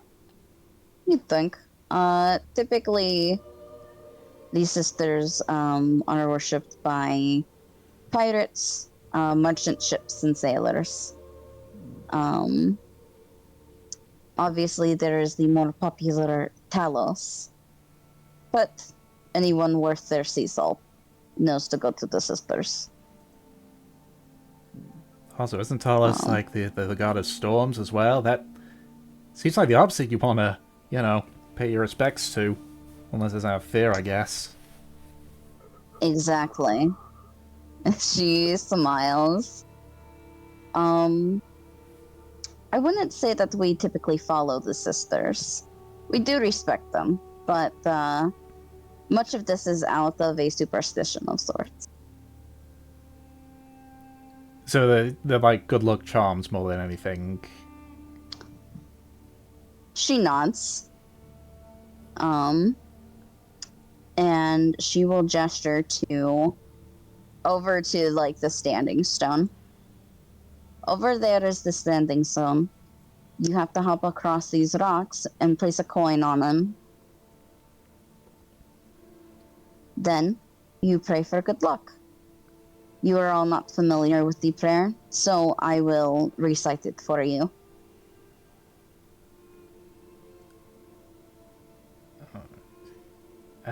What about this alcove here? So like indicates to the alcove that's got a few copper coins in it.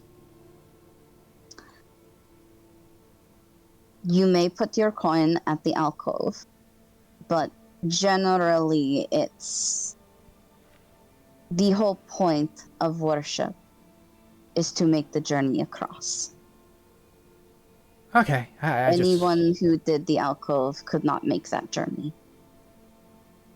Okay, It's a sign of determination and intent. Essentially, is what you're saying. Exactly. That makes sense. You need to, pardon the pun, prove your salt. She grins, considering she fun. Are you concerned for her? No. I just didn't know if there was a part 2 or if it was just that. So you said that the sisters aren't sort of routinely worshipped, like they don't essentially have sort of covens and communities and, cathedrals to themselves elsewhere. So what would be sort of the main god or gods that are worshipped in places like Port Honor and Mary LeBerry? Well, I mentioned Talos. He's definitely one of the most popular ones. Tom? Any of the okay, never mind. Sorry, keep speaking. I'm gonna let Peach continue on this one, thank you very much. Yeah, me too. Fucking thank you. You gave me this fucking thing for a reason. I'm so fucking annoyed. Okay. Sorry.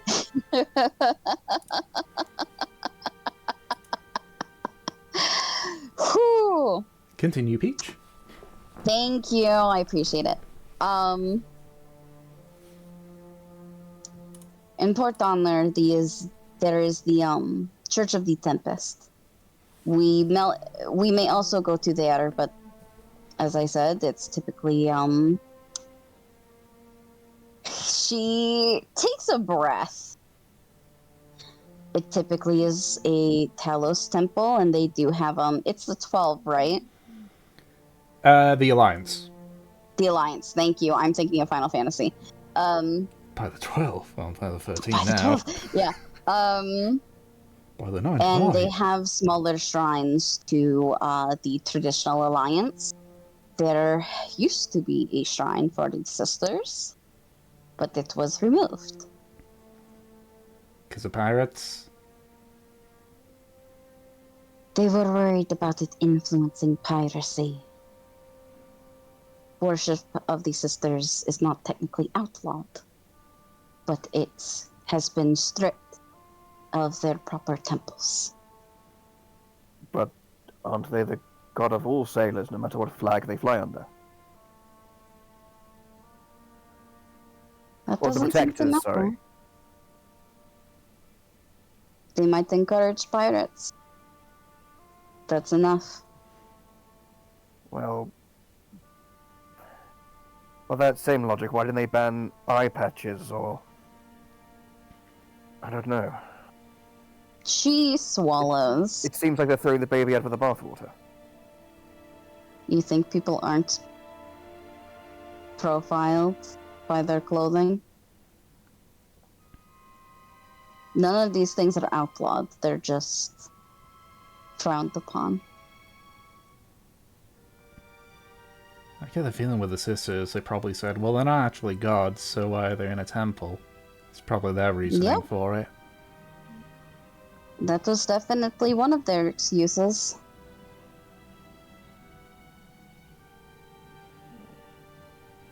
So, Sure. yes. There are other churches here that worship the traditional Alliance. The sisters used to be part of them in Karmora, but not anymore. What was the church in Platonical again? Church of the Tempest.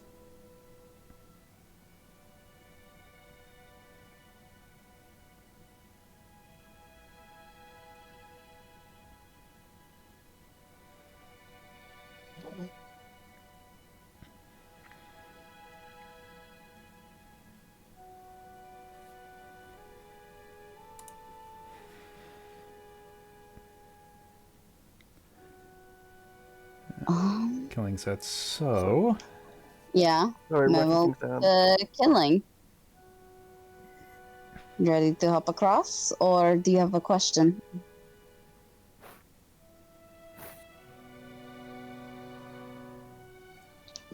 All right, go ahead. Killing is the first one up. Now I'm just thinking of the fucking hop, skip, and a jump song from My Little Pony. Oh my god, no. Yep, athletics or acrobatics. You're going to do it with finesse, or are you just going to try and power through? Like, full on Listen, sprint. sometimes you have a -2 in your dex and you have to power through. Mm-hmm. Mev box jump that shit. Athletics, okay. I was going to say, if you fail with athletics, it could actually be worse for Mev, because she could potentially overshoot. Fucking Face first right into the stone. dude. Oh my god, that just reminds me of when I overshot a box jump and I fucking landed in between the boxes and I hit my head on one and I slammed my knees in the other. Oh, Ouch. yeah, wait. Fucking, oh my god. Whoa. Alrighty. So yeah, Gilling, you're easily able to do it. I mean, you've climbed mountains before. What's three stepping stones going to be for you? But eventually you arrive at the standing stone.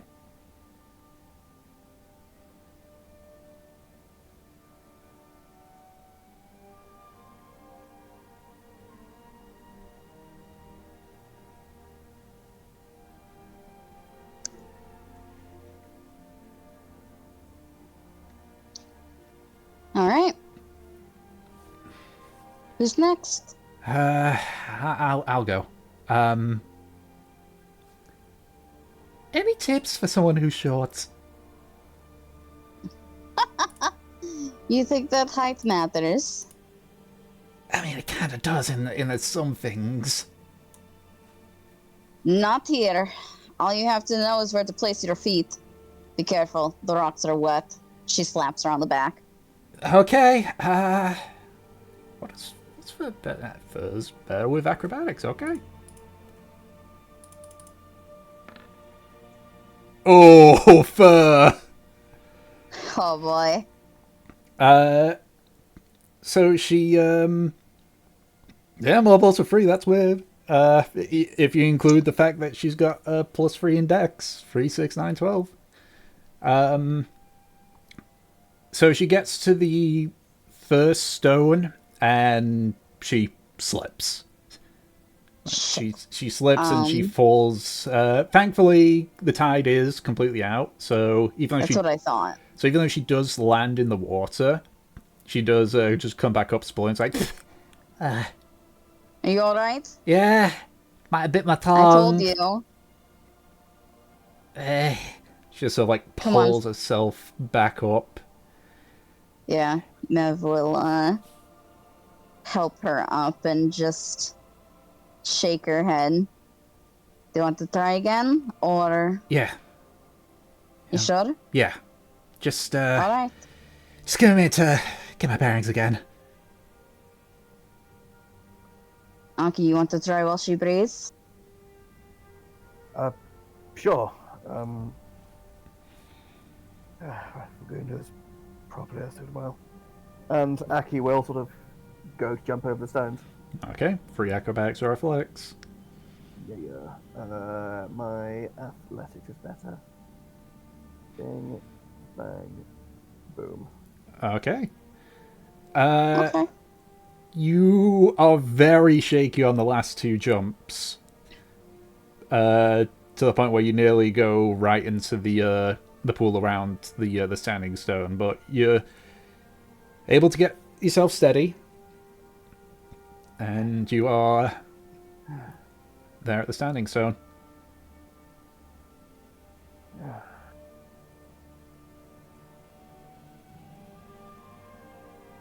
Great job, Chris. Thank you. I didn't land flush on my face. And Aki just sort of...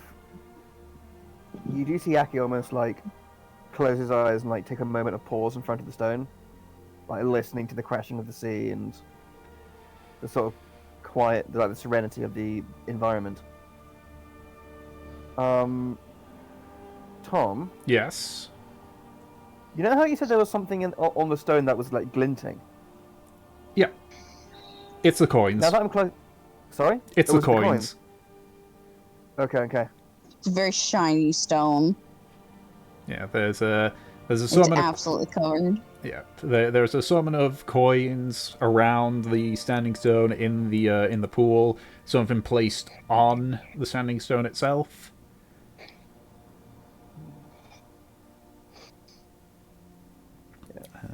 And Fur's gonna give it an attempt again. Ah, Fur. She gets further, but again, like gets to the second jump and slips and falls. This time she does take a bit of damage from it. She takes 3 points of bludgeoning damage, but she eventually like brings her way back to the platform again, just to pull herself up. There's no shame in the alcove. It won't be right. And she's gonna make another attempt. Oh God! Oh God! Nope. Fails again. No. Mev just watches this. Oh, she shakes her head. She took damage on her second attempt, yeah. Aki just says, Fur, I think I may be able to make this easier if you need it. Is that normally allowed, Mev? She looks at Fur. Honey, you've tried 3 times, and I'm pretty sure you hit your head.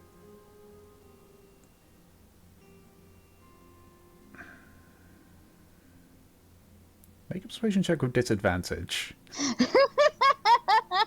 Like there is a surprising amount of determination in Fur's eyes right now. She's oh, that feels bad. Persuasion. Yeah. She's not gonna lie to her, but ooh. 10. Oof. I'm gonna roll here. That's cocked.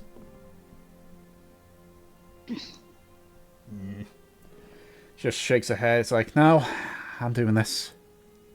Just going for another attempt. Okay. Hey. Whoa. This time She did it just barely. It's definitely not elegant. She's almost on like all fours and sort of like leaping over each time, but eventually she does make it. Yeah. Aki helps. Aki helps to get to her feet. Yeah, she sort of just like winces and sort of like rubs her side from where she had made impact Good job. before. Thanks. All right. Now place a coin of your choice on the rock. Fur's gonna place down, and what does she have? She's gonna place down a gold.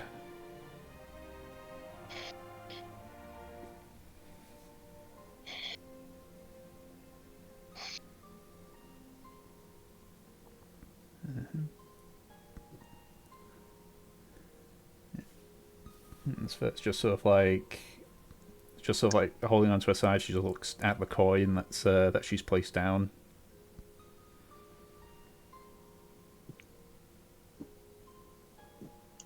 What about you, Aki?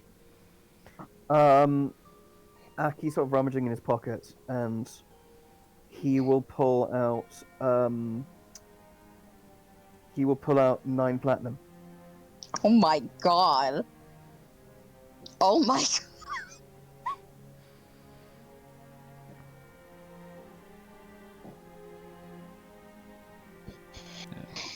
It just kind of like Fucking- looks to the side, but just goes back to saying the prayer. Yep. When Mev you- will Mev will recite the prayer for them. Holy shit. Mm-hmm.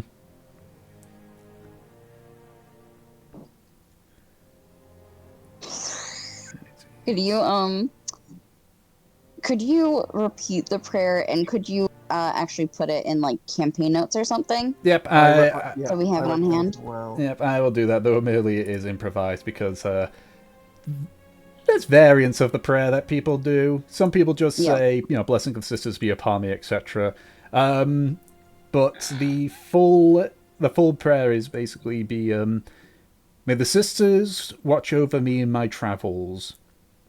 May the winds aid me and not hinder me. May the sea comfort me and not swallow me. And once more, may the sisters guide me. It goes through variations person to person because it's not a religion. It's just kind of something that they say. Alright. Also, can you mute Brad? I'm pretty sure he passed out again. Sure thing. He Oh does yeah. that in calls a lot. Server mute. He's There we snoring. go. There we go. Alright. I'm glad that my dulcet tones brought him to La La Land, I guess. He falls asleep in calls all the time. Alright. Alrighty. So, think you can make the journey back? I mean, I don't exactly want to... No disrespect, but I don't exactly want to live out here, so yeah. Good luck. How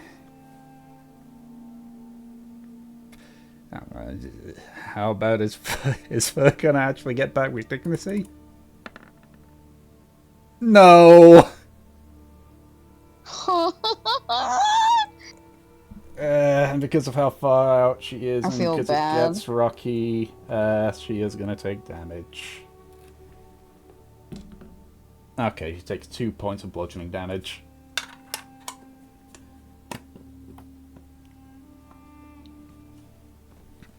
Alright, so you just watch as Fur just sort of like lands and loses her footing and And falls my head again. hit the wall. Yeah. Oh, there she goes. Should I get him to help her, or that would sort of ruin things, and we're not technically getting back on the stone? Does she pop back up? She pops back up. She's sort of like lying on her back, but she's not like... She doesn't seem to be any form of distress. She just looks very done. Resigned. Fucking. Yeah. She looks okay. But do you need help? I'm fine. Okay. Yeah, Aki. Yeah, So- Aki. Yeah, Aki. When she gets back to the water, Aki says, "Hold still, Fur. I can get you dry." And She will just starts use, slowly pulling herself back towards the platform. yeah, and Aki helps her to her feet, and then does a bit of shape water to make the water flow off her outfit. How are you feeling? I'm glad I did it. And And anything else I would say would be very disrespectful. Mm-hmm.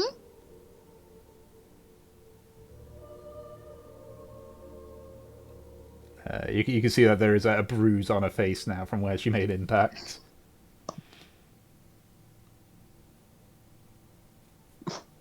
Fucking. Yeah, Mev just shakes her head. drawing the rocks would be cheating.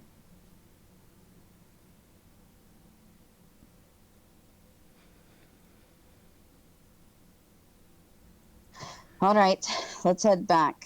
I'm excited to see the seafood. Tom, Yes. can Aki see any like markings or anything on the stone itself? Nope. Okay. Does he get any kind of impression this could be magic-y? Nope. Okay, fair enough then. It's an altar. Okay. Yeah, Aki just Now, sort of has a deep breath and goes over the prayer in his head that Ned said, and yeah, counts and like recites a few names and then counts and then will turn to try to jump over the stones. what? Oh, we are back. Yeah, we're back over the platform. I just did it for Fur because she's had some really terrible luck. We like Oh, okay. sideswiped.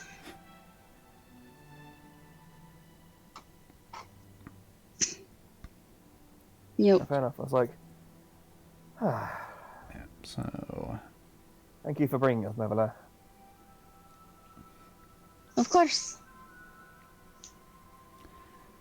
let's see. This was a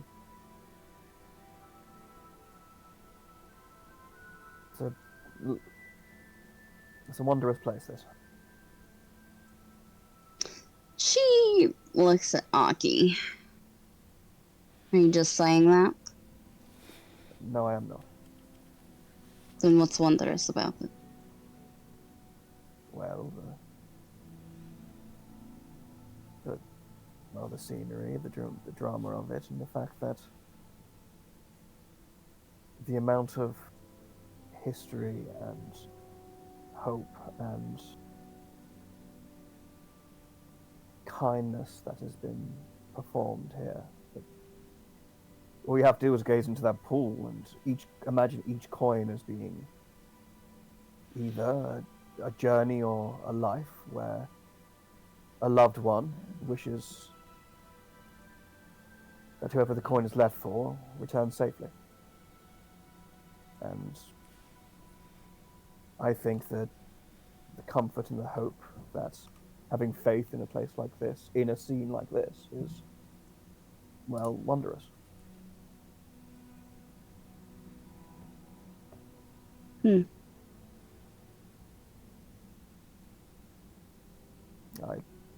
Makes me wish we had something like this back home. It would liven up the Yeladan seafront, I'll tell you that.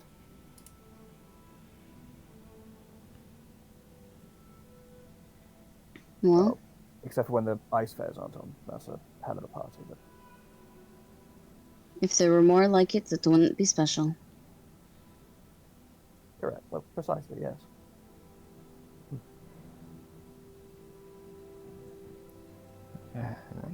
So, as you return back to the camp, where the meal is waiting, we'll take a small 10-minute break. Thank fuck.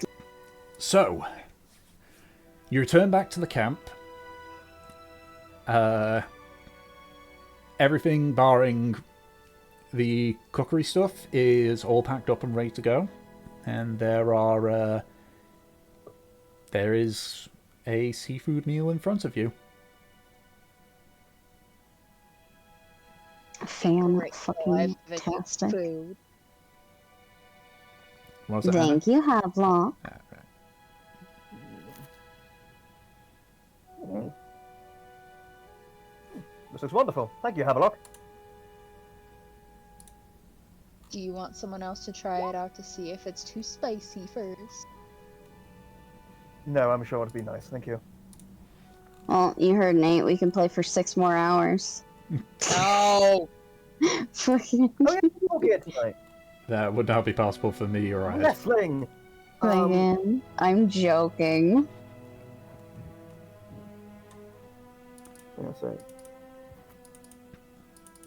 Yeah, Aki will dig into the. So I'm guessing, is it like what is it? It's like little fish plus some mussels. I'm guessing. Yes. Okay. So yeah, Aki will get stuck into doing that, fishing out the bones, cracking open the mussels. Yeah. So how did Havelock prepare it? Just literally just boil it in water. Everyone is still suffering. It is as bland as he could make it while still being good.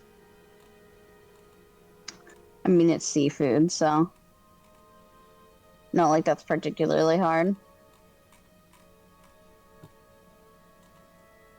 No garlic butter, no white wine sauce.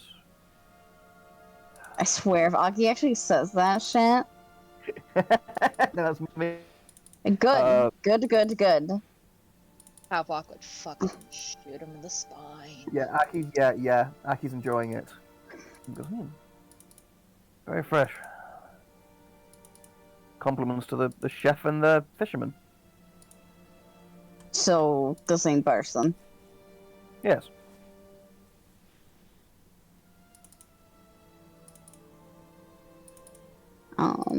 Yeah, we'll eat our breakfast, and I think we're gonna hurry to Port Honor, right? Mm-hmm. Fucking. Because of Yeah. how close you are, you don't need to do the roll. Though I will ask the question specifically to Mev and Havelock. Mm-hmm. Which district entrance are you using? Yep. I thought about that. Fucking. We need to go around to the Sicilian district entrance. Mm-hmm. I'm guessing that'll take us a little longer. Only a couple more minutes. It's more about what you see when you first enter than anything. Yep. Then Mev, once we get kind of off the coast and back on a path, she will actually continue to go up north away from the path. Yeah. So Come on, we need to go up here. So, first one, right before you start traveling, Torkold does sort of like turn in the direction of the shrine, just bow its head for a few seconds before following on after you. Yep. You cross the bridge over the Offred River and start heading in a northward direction off the path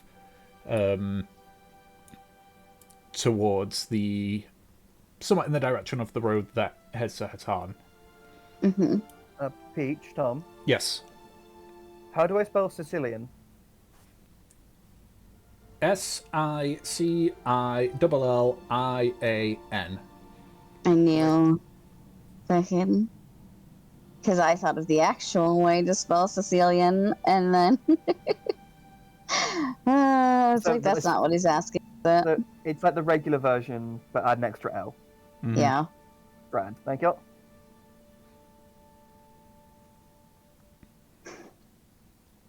Aki says, wait, why? Isn't this the main road into town?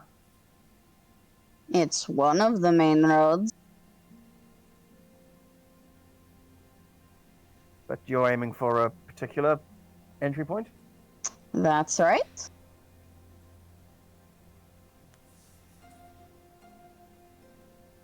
May I inquire as to what's so special about this compared to the others? Well, the path that we were on takes us into the military district. Right. I'm bringing us to the Sicilian district, essentially marketplace. Somewhere where there aren't a bunch of guards. That makes sense. And why does it make sense?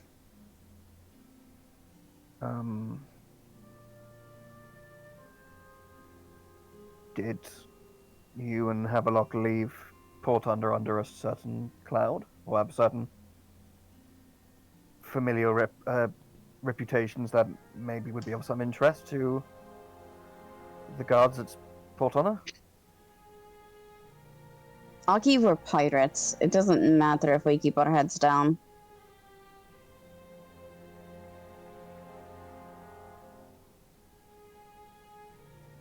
Alright, lead on.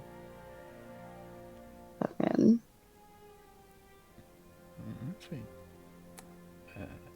As you're sort of walking along, Talk also like brings herself to the leading, to whoever's leading, which I assume is Aki and Mev. He's like, Yeah. so, you guys got a place where you're gonna be staying, or? We're going to the Mermaid Which one? The Sicilian one or Harbour one? Harbor. Ah. Kinda figured. Come on. You think people like us will go to the Sicilian? I mean, just sort of like looks towards Aki. I mean, if he wants to go to the Sicilian, sure, but he's going to be. Just checking. Didn't know if you had a place to go or anything. Yeah, we're going to the Mermaid. Wait, why am I being isolated? What's with the Harbour Mermaid? Don't worry about it. Well, if that's the case, I guess we're parting ways once we get in there, so, just want to say thanks, again. Oh, you guys are leaving? Oh, yeah, we live in Port Honor. We gotta deliver some bad news. I see. Well, I do intend to make good on what I said, so whenever you all are ready, you know where to find us. Wait, make good on what? They haven't told you. The fact that I'm asking means that, no. She looks back at his other two partners. It's weird that they wouldn't have told him. But she says, I made an offer to set you up with some connections in Mary Luberry.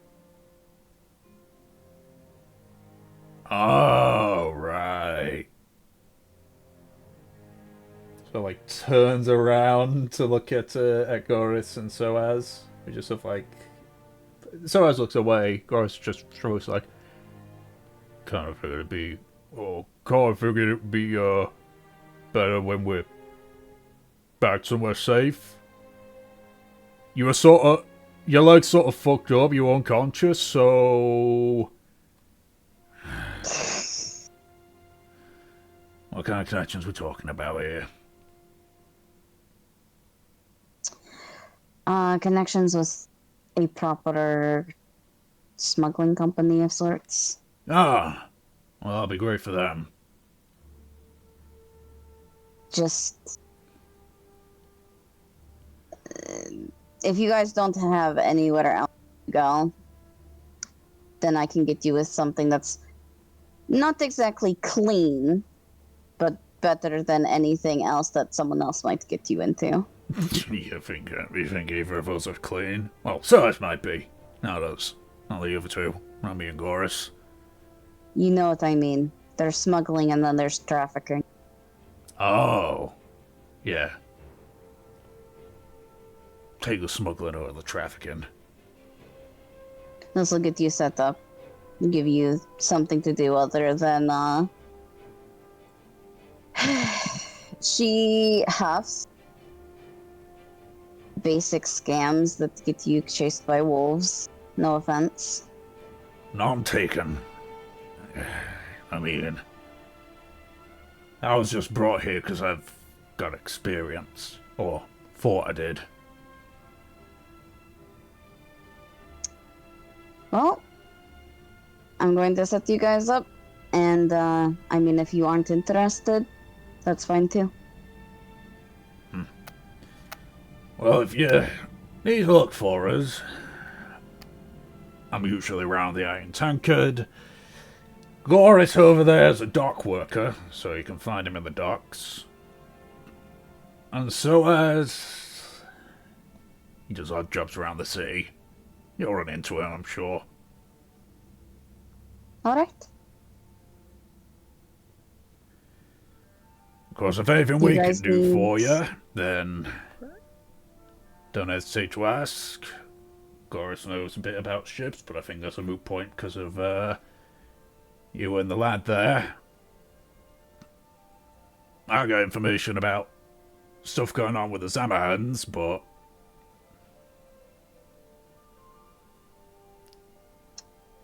She smiles. If we need information, we know who to talk to. you do. Do you guys have coin to get yourself appropriate accommodations? Yeah, we got some, well, we got our own places to sleep. So our Good. stuff's there. All right. Then I am pleased. Yeah. Alright. If there's nothing else, she will keep going. Yeah, so, Torkol pulls back, starts muttering some stuff to the two of them. Aki, you can tell he is scolding them. Yeah. Nice. Okay. But it's around late morning when you all see it properly.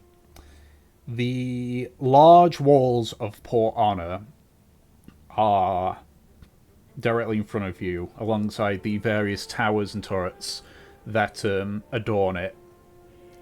Aki, you can actually see, just at the far side of where you're coming from, another tower that goes higher above them.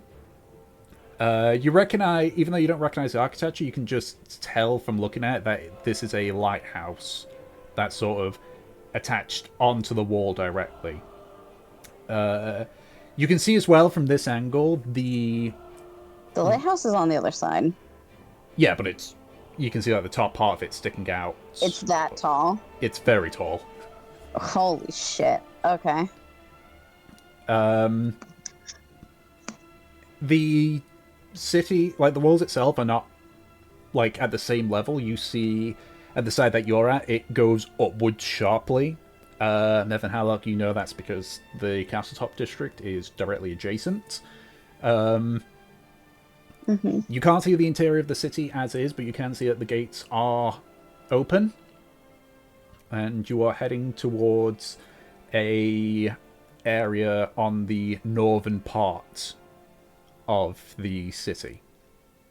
Nope. You Right. walk into this small, almost like a walled room within the city itself. Evan Havelock, you both know that this is usually because merchants, it's a gathering point essentially for merchants, or if there's large military patrols, they tend to start here, which is why there's a small barracks within the area itself, not necessarily part of the military district, just a place where people can rest. To your left, you can see the gates into the Castletop district. These gates are open, but there is a heavy guard presence. And then you can see to the in front of you, to the south, is a opening in the wall which leads to the Sicilian district. Okay. I assume you head to the Sicilian district. You're not going sightseeing in the Castletop at the moment. Yup. So it gets crowded very quickly as you go through the wall into the Sicilian district. There is a large assortment of buildings, most of them being housing, as the markets are more in the center part of the Sicilian district.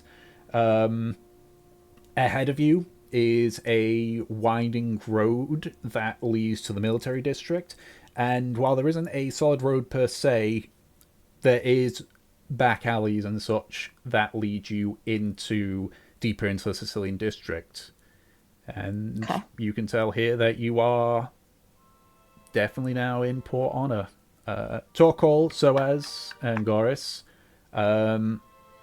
say their farewells and sort of meld into the crowds. Mm-hmm. And now it is just the Talaria that are all together in this new city. So, Mev takes just a deep breath. Okay, we're here. Indeed, we are.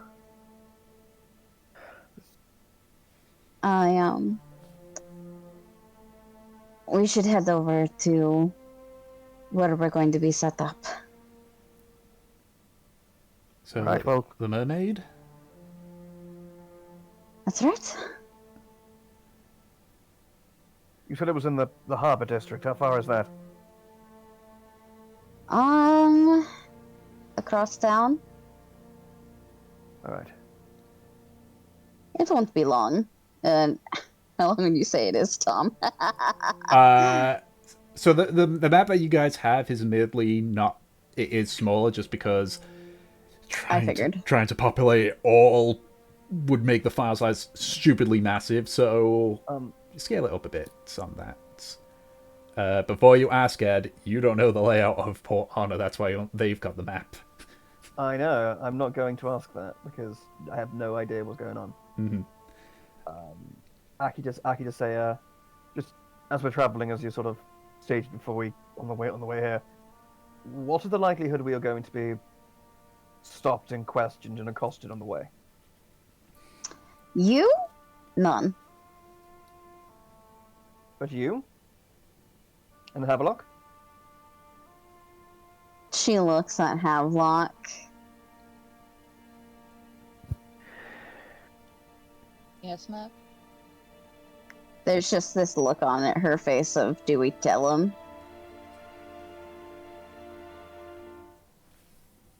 He just grins and shakes his head. Fucking... Who knows? Depends on who's in charge right now. Alright. Well, if you need the help of a burly half-orc bodyguard, you let me know. And I'll see if I can find one. Mev looks at Aki, and there's just this... You know what? No.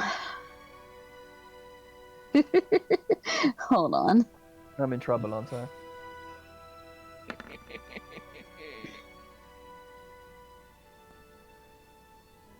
Okay. Mev cannot hide it. There is this look of, like, irritation, almost rage, on her face for a minute. She looks away.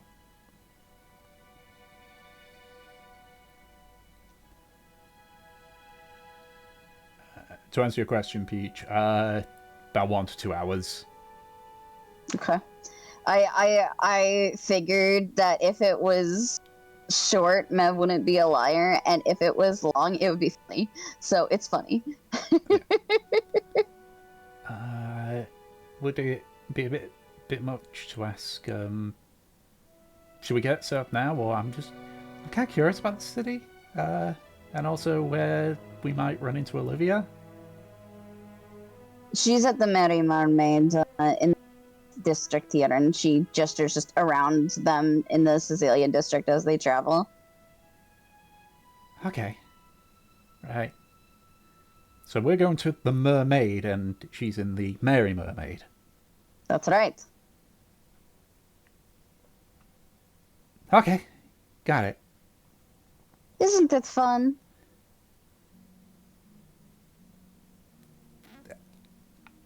I don't quite know what to say in regards to that. Just two with very similar names. Yeah, it's on purpose. Right. Who started it? It depends on who you ask. Technically, the Merry Mermaid, came in here all hoity-toity. But technically, the one that started it was... The Mermaid. The Mermaid, yes. It was called the Murky Depths before. And then, Shelm and Boris decided... why not piss a couple people off, have a laugh? I assume they're the owners. That's right. Okay. I get the feeling there's going to be a lot of names I'll need to try and remember. Don't worry about it. I've known these people my whole life. Good. Good. I'll let you do the talking then. Alrighty. So, I assume you just make a beeline straight towards the mermaid? Yeah. Okay. I wanna get us all set up. Alrighty. So, if that's the case, you mostly stick around the back alleys, keeping yourself actually right next to the Castletop district, with the cliff face to your left. Yep. You sort of skirt around the residence area for the church and the university, preferring to not go directly through it. But you do end up passing through I need to zoom that in because I've got this zoomed out. The Varel Maritime University. Yep. The rest of you can see a large square building, sort of dominating the rest of the terrain. Statues adorn the walls and such. It's some beautiful stained glass windows. The individuals you see walking around are in still in a more casual dress, but they definitely all seem much younger, maybe in the late teens, early adults. Aki, you definitely recognize this as of a place of education, having gone to having been well taught. Oh my god, there are schools in Karmora. Can you believe it, Aki? It's a university. Whole school.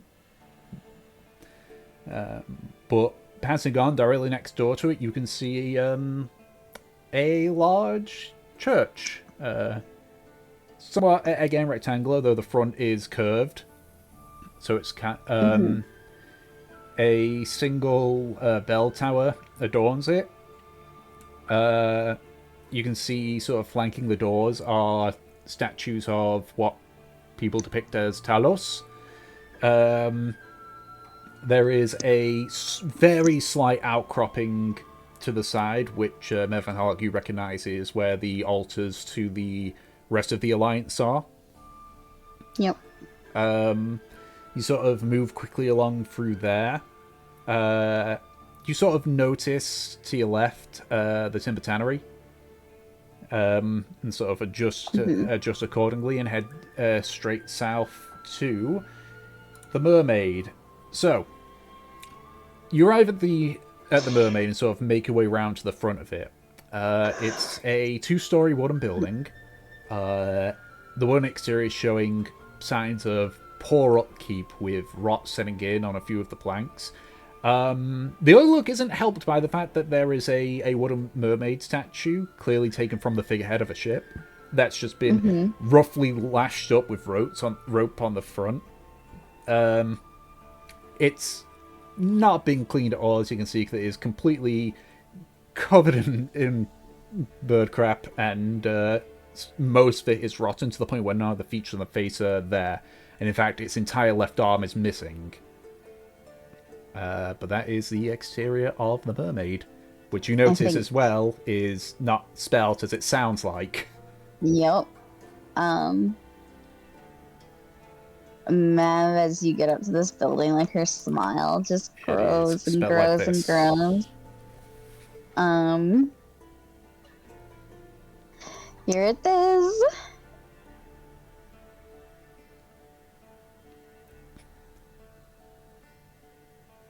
Yep. She looks so excited.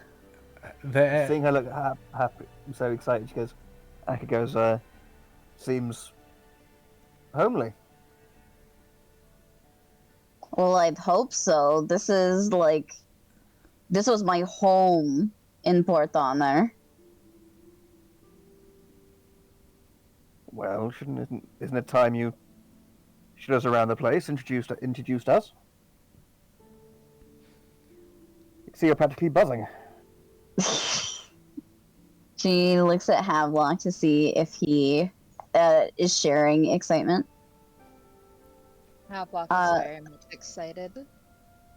Mermaid is just kind of like a port fun. It doesn't really mean anything. It's just him taking the piss more, isn't it? Yep, And it's still the better one. that's right. It was here first. Definitely looks like it. What was that? Sorry. The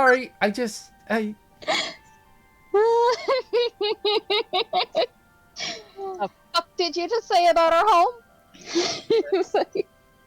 I mean, I'm sure it's really I'm sure it's really nice and very comfy and such, but I mean, face value. It is a little run down. What's wrong? No. Mev.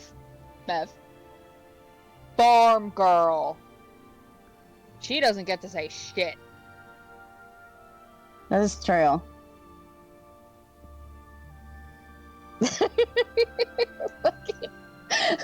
You're a fucking farm girl. I'm sorry. Oh. I mean, we didn't let our farm stuff look this bad. I'm just saying. Don't dig your hole any deeper. Come on. I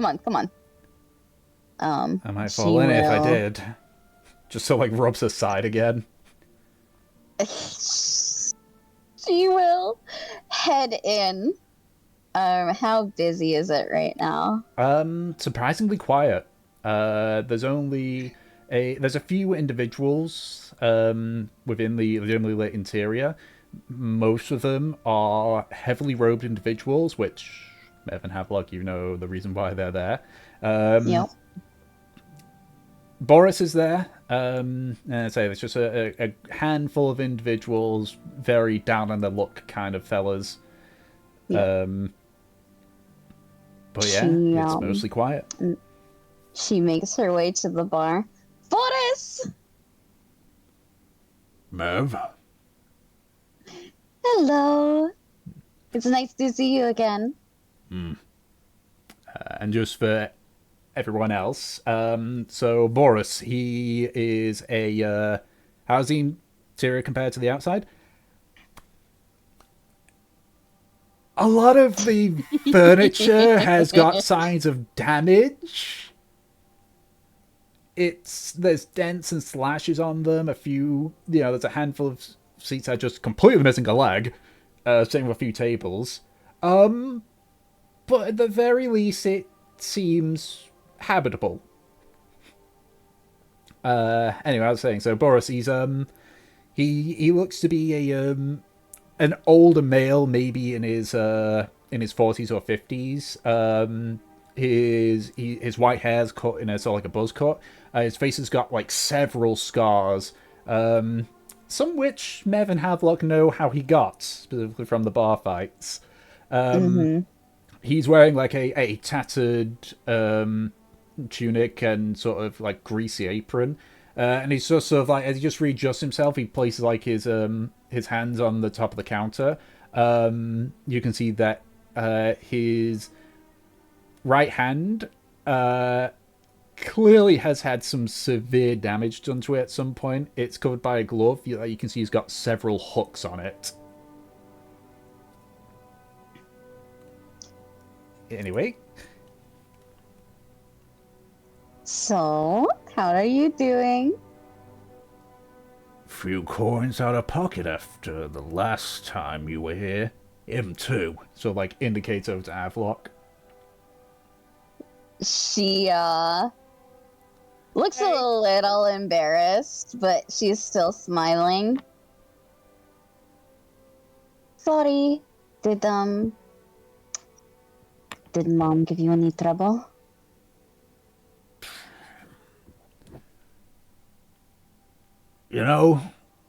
Don't think she did. Well,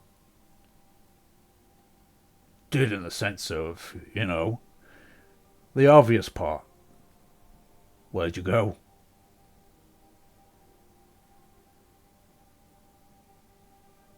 And I'm asking you, where'd you go? she clicks her tongue. Found my way up north.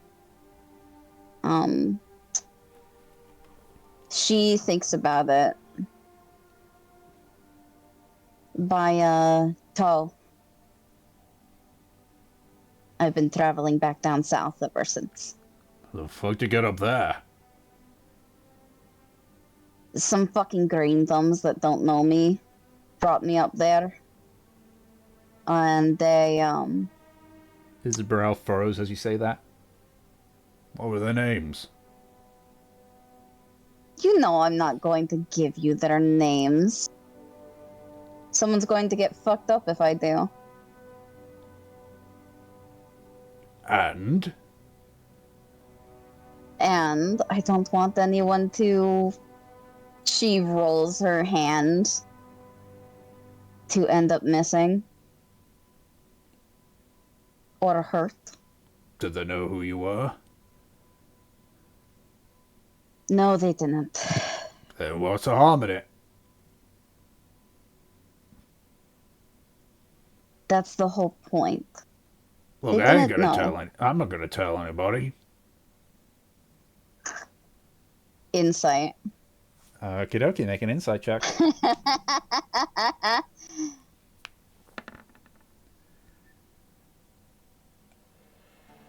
Ugh, 8. Despite the fact that Boris used to be a free pilot, he does treat everyone equally. His days as air pirate are over. He is just genuinely curious. Okay. So, this isn't gonna be like gossiped back to the nymphs.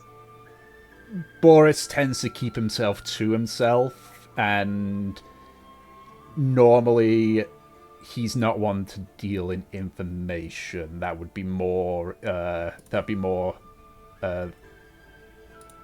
the name. Shelm? No, that wouldn't even be Shelm. It wouldn't be Mermaid or the Murky Death. It'd be Okay. it'd be the bill. It would be the bill drop. Okay. It would be. God, Alright. it'd be Bloody Lips. That's what it would have been. That would do that. Yep. She, it's this group, the Rabbit Hounds. Owns the Bulldog. No way. No. Not them. Yeah? Yeah? They're in the depths right now. Seriously? Yeah. Came through. That boat was fucked. No fucking kidding. I was fucking thrown overboard in a storm. That's when I lost them. You said they'd lost some crew in a storm. Oh, jeez. She fucking, like, pinches, the bridge of her nose. Is there anyone else I should worry about down there? Crew-wise? Just them. Really? Pretty slow lately. The third fleet arrived a little bit ago, you know. Shit, right. Yeah, they, you know what it's like. Safer just to scarper. Didn't stay as long, though. Yeah. She nods. So basically everyone's fucking cleared out. Do you think they'll come back soon? Probably not. Alright. But again, I don't know who comes here. After all, we're just a simple, upstanding establishment. Right. She stands up straight and gestures to her group. You obviously know Locke. There are some new faces here. Chris, Butter, Kindling. How do you do? Hi. They're special. Clearly. So, do I have to say the line, or are you just going? Don't know what you're talking about. Right. That's just like bureaucracy. All right. Well, can you please let me make use of your most private of restrooms? So like looks over at the three non-pirates. Just so he leans in. You're gonna vouch for them, right? I will. On your head be it. Sort of like stands up straight. Turn a right, then turn a left. Be right back. Thank you. And just sort of like points over to the door, which is all too familiar for you. What was the code phrase Mev said? Wouldn't you like to know, Weather Boy? No, this is for my notes.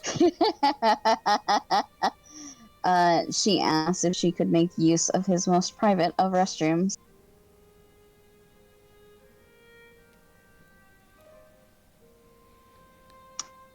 Thank you.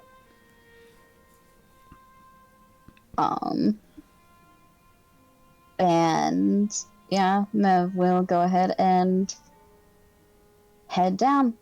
Before you do that, he sort of like reaches over and just grabs your shoulder, stopping you. Mm-hmm. I said you owe me for what you did here before. Just opens his mangled hand, expectedly. She clicks again. Mama didn't pay. Oh no, too busy looking for you. How much do I owe? So like looks over at the damaged chairs. About 2 gold.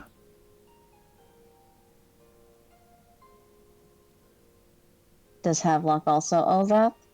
Yep. She gives 4. Just pockets it. Alright.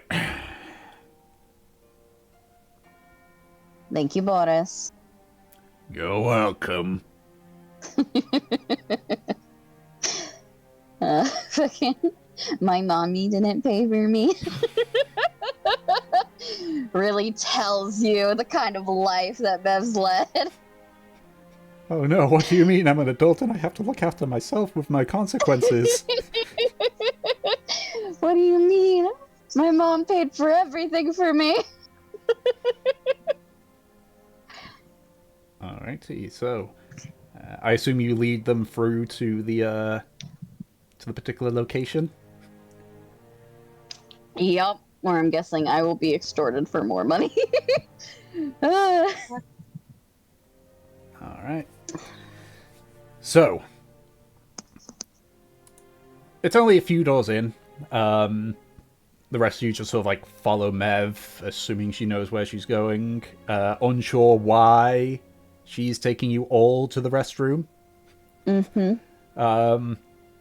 But eventually you all sort of like gather into a small room. It's got, minus the door that you came in, there's 2 doors which are sort of to the right. And ahead of you, you see what looks like the arm from the mermaid outside just bolted onto the wall. Yep.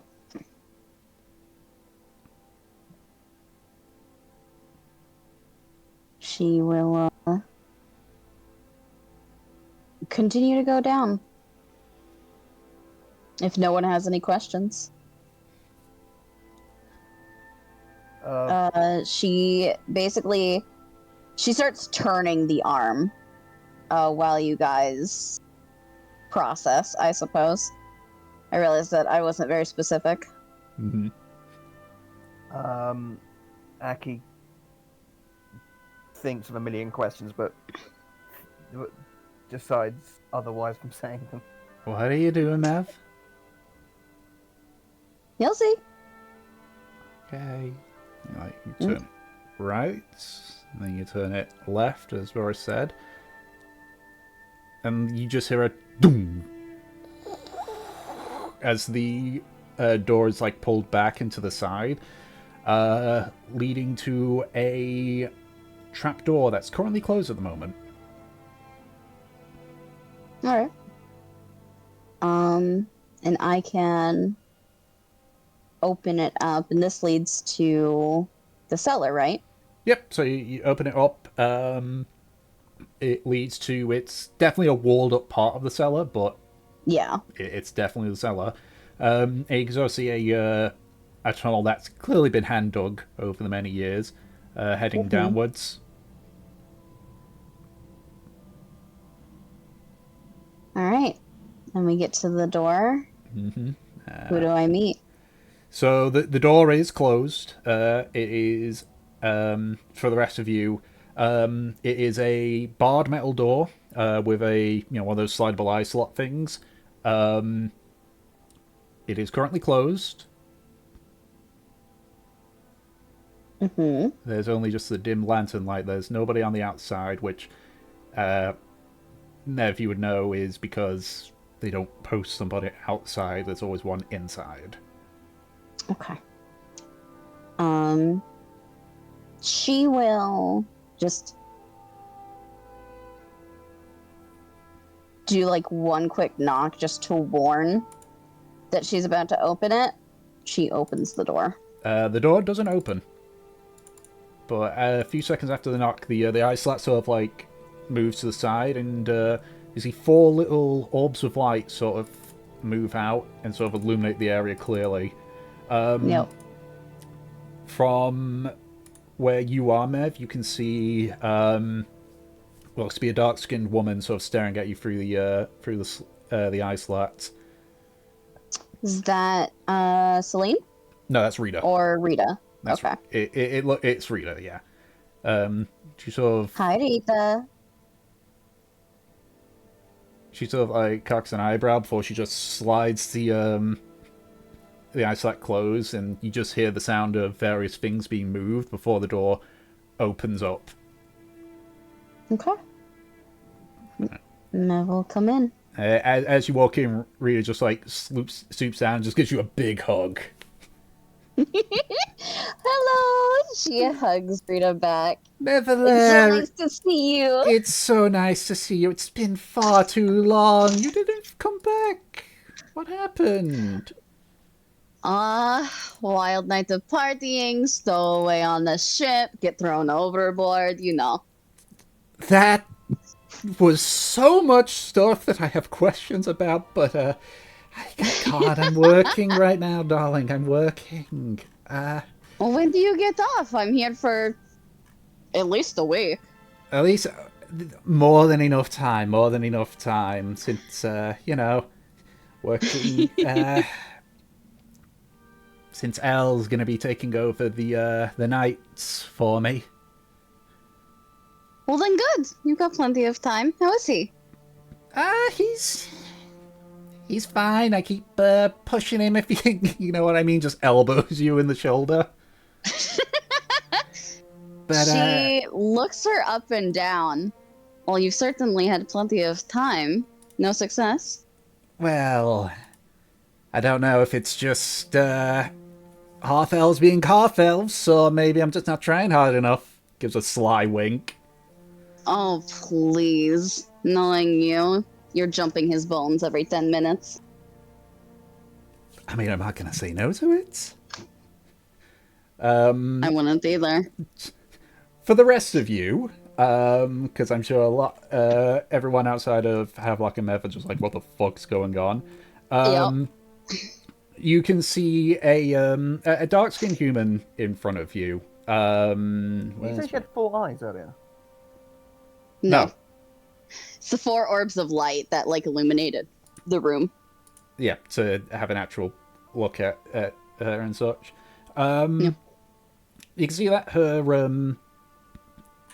brown hair sort of like mostly cut short, but you actually notice that there's an assortment of bladed ornaments weaved into it. She's wearing a dark red sort of leather tunic. She's height-wise, she's about 5'7" ish. relatively lean in her build and such. You can see that she has a long scar just sort of like just below her right eye, heading towards her jaw, stopping just a little bit above the mouth. And you can see like she's got several scarrings on her hand as such from clearly many years of combat. Mm-hmm. You also know she has a actually no, she it's not a particular thing. You just see as well she's got sort of like a silk sash around her stomach as well. Ah, and who are your friends? I recognize Halflock there. Keeping good, Halflock? Not in jail. Good enough. Can see that, darling. Can see that very well. What about your friends? Are they part of your crew? Are they new part of your crew? What crew are you with anyway? Kind of started a new group.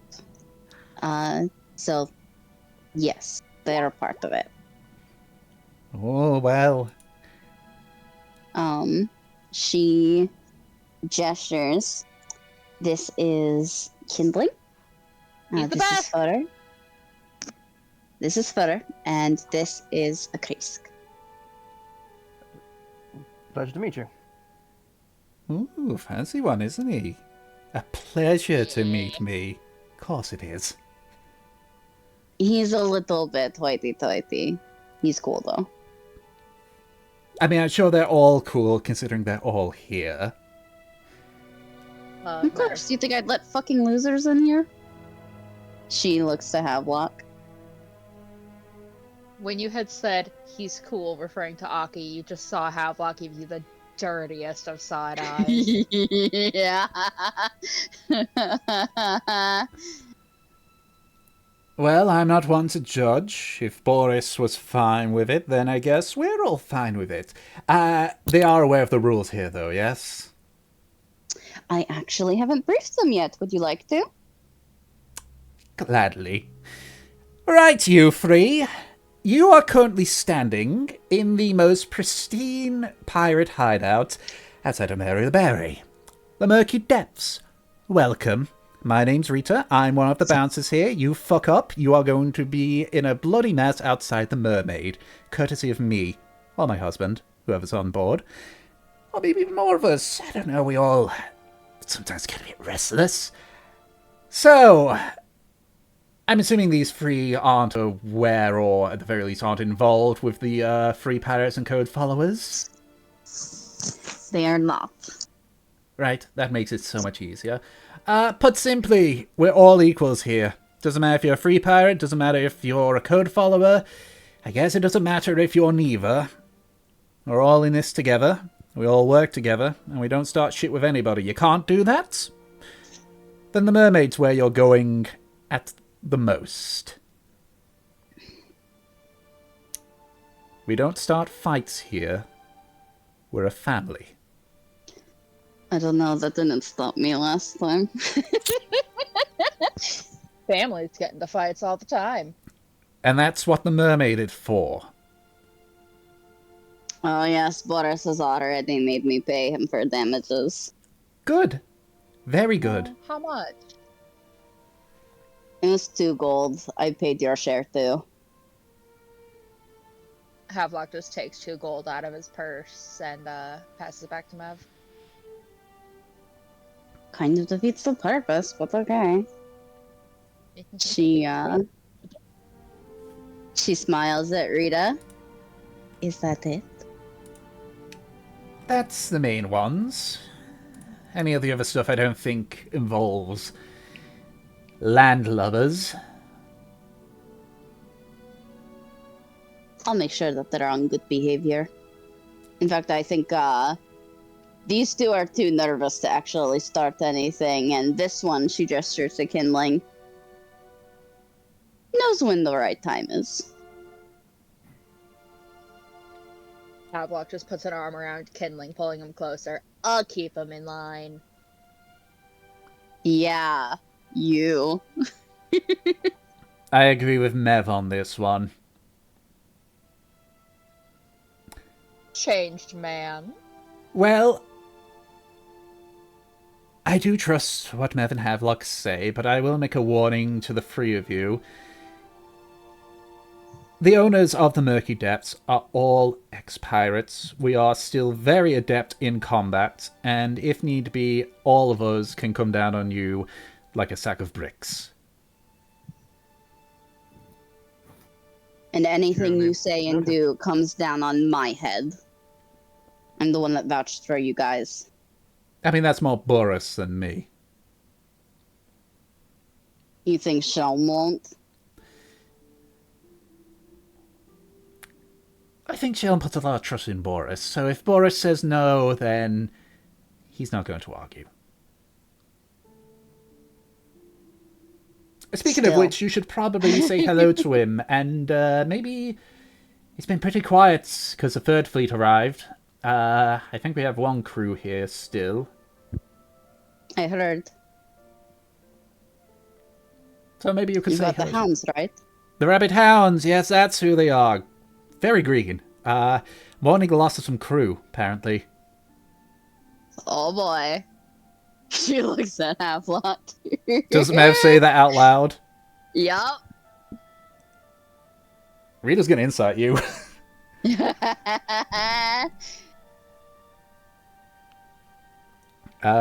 She rolled a 15. She's not trying to deceive, and she mentioned stowing away and then getting thrown overboard. Her eyes sort of like wide in realization. This won't be a problem, will it? I've cut her hair. She's unrecognizable at this point. Oh, please. I didn't do anything wrong. There was a storm. Okay, but were we contracted with them is the better question. I don't remember. No, we weren't. We Okay, were yeah, just we're kind of helping hands. It'll be fine, Rita. In fact, they may jump for joy. Or jump in fear. Might order a couple of rounds for everybody in celebration. Either way, it'll be fine. I will just... She smiles. Well, you're aware of the rules. They're aware of the rules. So, if anything happens, it'll happen outside. Because I haven't actually got the pirate document sorted, I'm just going to paste the details of the Rabbit Hounds in the Port Otter one for now. Yeah, she looks at Rita with a smile, and her dialect actually changes to Arizarian. Look at you, you're a mother already. I suppose maybe this is... she responds back in Arizarian. Well, I suppose it has been good practice. Really want the real thing, though?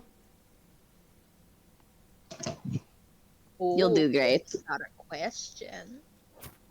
Yeah, Miv switches back to Mordakian. What's up?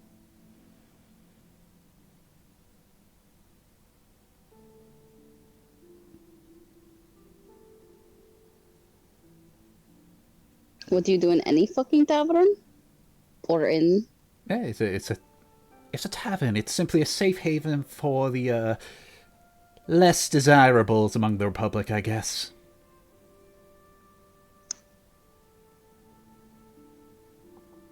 Drink, eat, take a bath. Try not to have a nightmare. No sleeping quarters, though. We rather not be caught with that. Mermaid, sure, but not here. Yeah, she nods. And as for what you said there, Havelock, of Mev's cut her hair, she's unrecognizable. I don't know about that. When she's got these cute little, she like pinches her cheeks.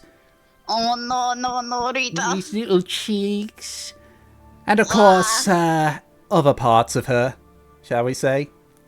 Just sort of elbows you again. I can't tell if you want to mother me or fuck me. Probably my mother. I think our age is a bit too far. I'm not opposed to MILFs.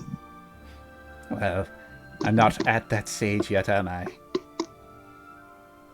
She looks her over, like almost kind of teasingly. Ask again when L succeeds, huh? Just sort of ruffles your head. Now go on. Sham's gonna yell at me if I keep dilly-dallying with the patrons. Right. I'll go say hello. Be sure to say Yeah, hello Milf to the is rest of the against him. crew. Be sure to say hello to the rest of the crew. I'm sure Celine is around here, or maybe she's out on errands. Either way, I'll make sure to say hello to everyone. Elle, Celine, Korgath, Shelm. You probably won't be able to say hello to L. He's sleeping. Tonight then. Tonight. Then you can say hello as much as you like. And Mev will head off to look for well, actually, do we encounter the hounds first or do we encounter Shelm first is the question, because Mev and Havelock are pretty recognizable. So, it sort of like turns before it goes into the actual open room. Mm-hmm. You can sort of see it's essentially like a what looks like a natural cave. Yeah. That's just sort of had a bunch of stuff thrown in. There's some hand chisel bits to the storeroom and such. It's relatively wide. There's maybe about 8 or 9 tables. You can see the rabid hounds from here, though they're sort of more focused in their own drinks. Yeah. You can see Shelm sort of there speaking with what looks to be another member of the hounds. Okay. Which one would it be? Because I need to scroll down on here. Is it the captain or? No, it's not Orant. It looks to be Devon. Okay.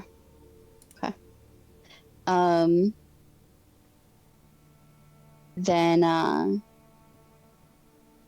so he's like near the table. So or is he talking to them so privately? so Devon is at the counter where Shelm is. You can't see Goran. You can't see Orant.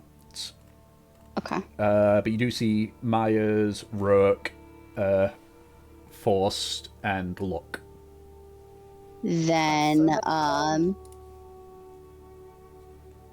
Mav takes this in, sees that Shelm and Devon are talking right now.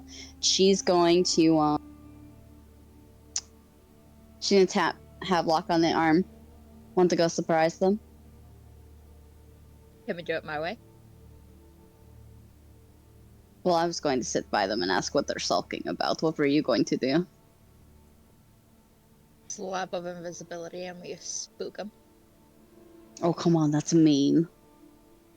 Might get us hit.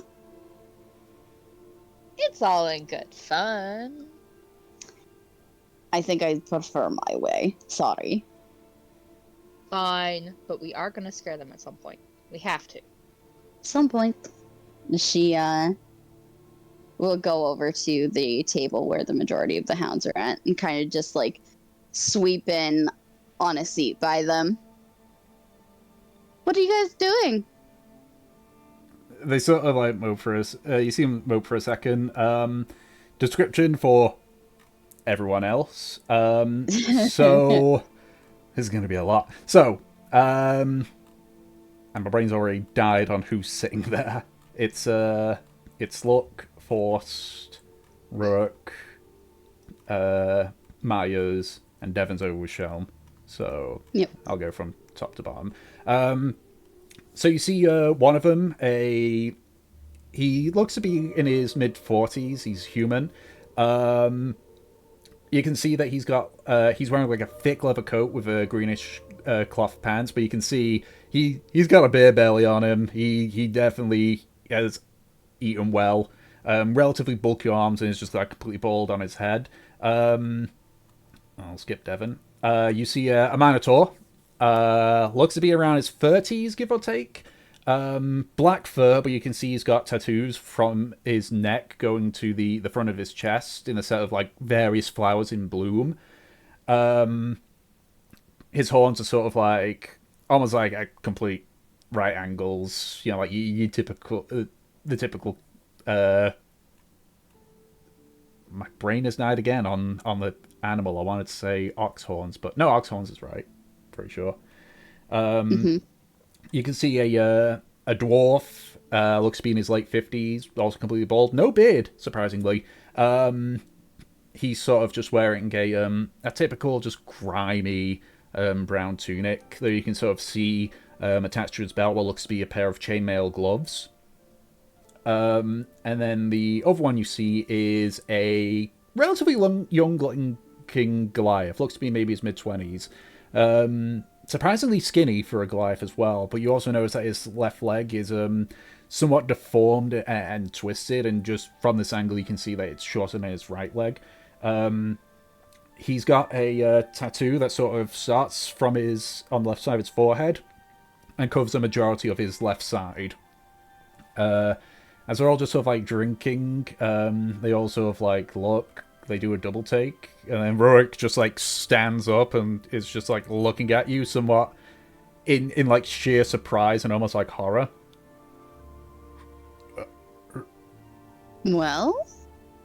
So like leans forward and very gently like pokes you on the shoulder. He just sort of like lunges forward and pulls you into a crushing hug. You just hear him start blubbering. It's like, oh, oh. Wait, so is Rourke? Is that the big? That's the Minotaur. Big belly. No, that's the Minotaur. How do you spell his name? R-U-R-K.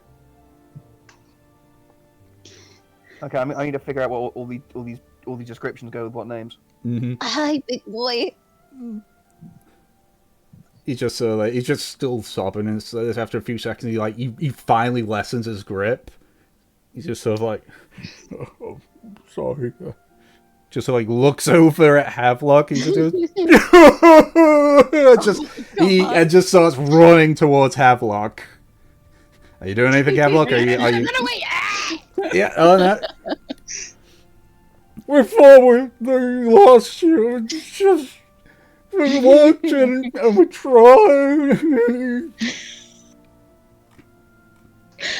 At this point, Matt is that the human sort of like stands up. It's like, Rourke, for goodness sake, let them breathe.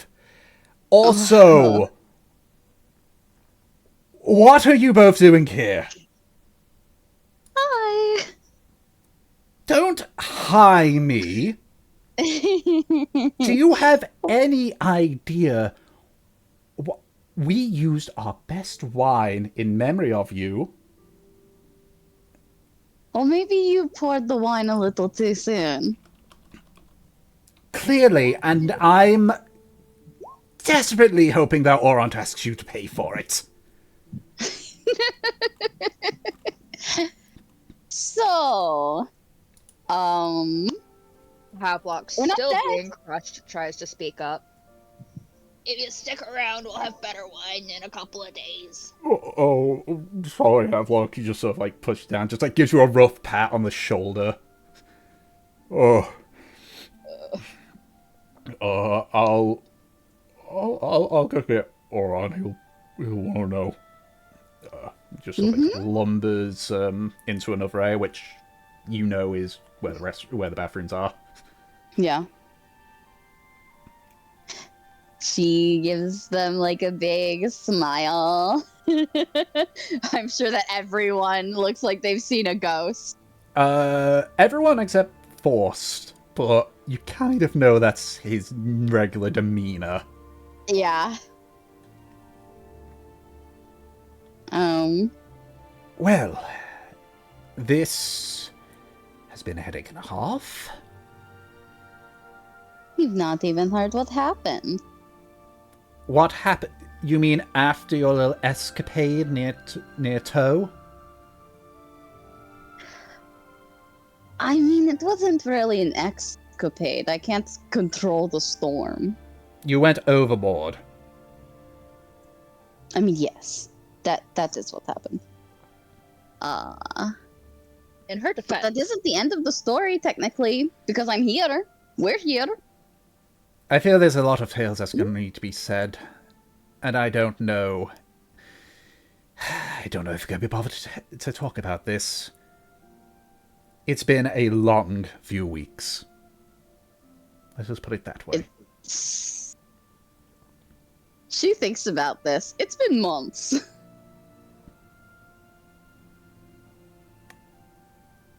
how drunk are you at the moment? Are you I sure the headache is from am. off?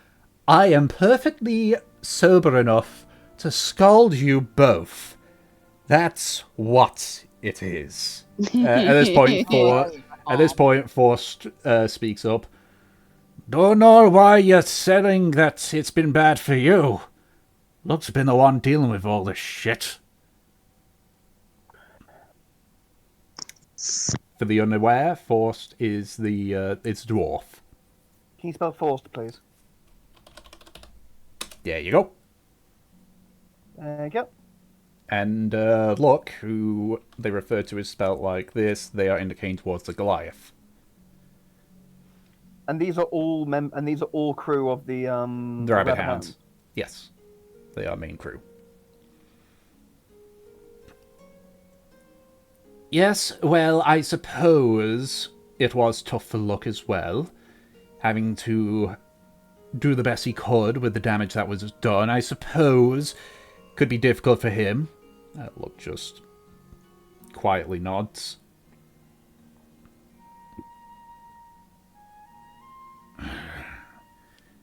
You know, I'm just not... Right, I'll ask the question then. Are the two of you okay? No injuries from the overboard that ain't healed yet? Alright, can you repeat that question? Are you both alright? No injuries from the overboard that haven't healed yet? We're pretty good. We washed up on the shore of Tow, and someone basically dragged us out of trouble. Ever since then, I've had the strangest craving for crab that hasn't gone away. She rolls her eyes. It was a cynic. Oh, one of those lot. Biggest fucking claw you've ever seen. Right. Well, if you're both okay, then that's good. Don't need to give you a checkup or anything. Nope. We are... She pauses.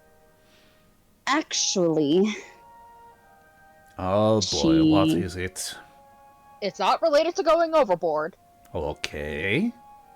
She, God, what are those things called again? The treasures? Dead Man's Drop. Thank you. She rolls up her sleeve to show her arm. I got this from a dead man's. Alright. Arm on the table. Let's have a look. Yeah. She puts Is it her arm on the Is table. it forced as well at this point? Yep, so it's Force that's sort of indicating. You watch he sort of like Yeah. puts on the chainmail gloves as he just pulls off the bandages somewhat roughly. He just sort of like takes a look. It's like, right. So, what happened?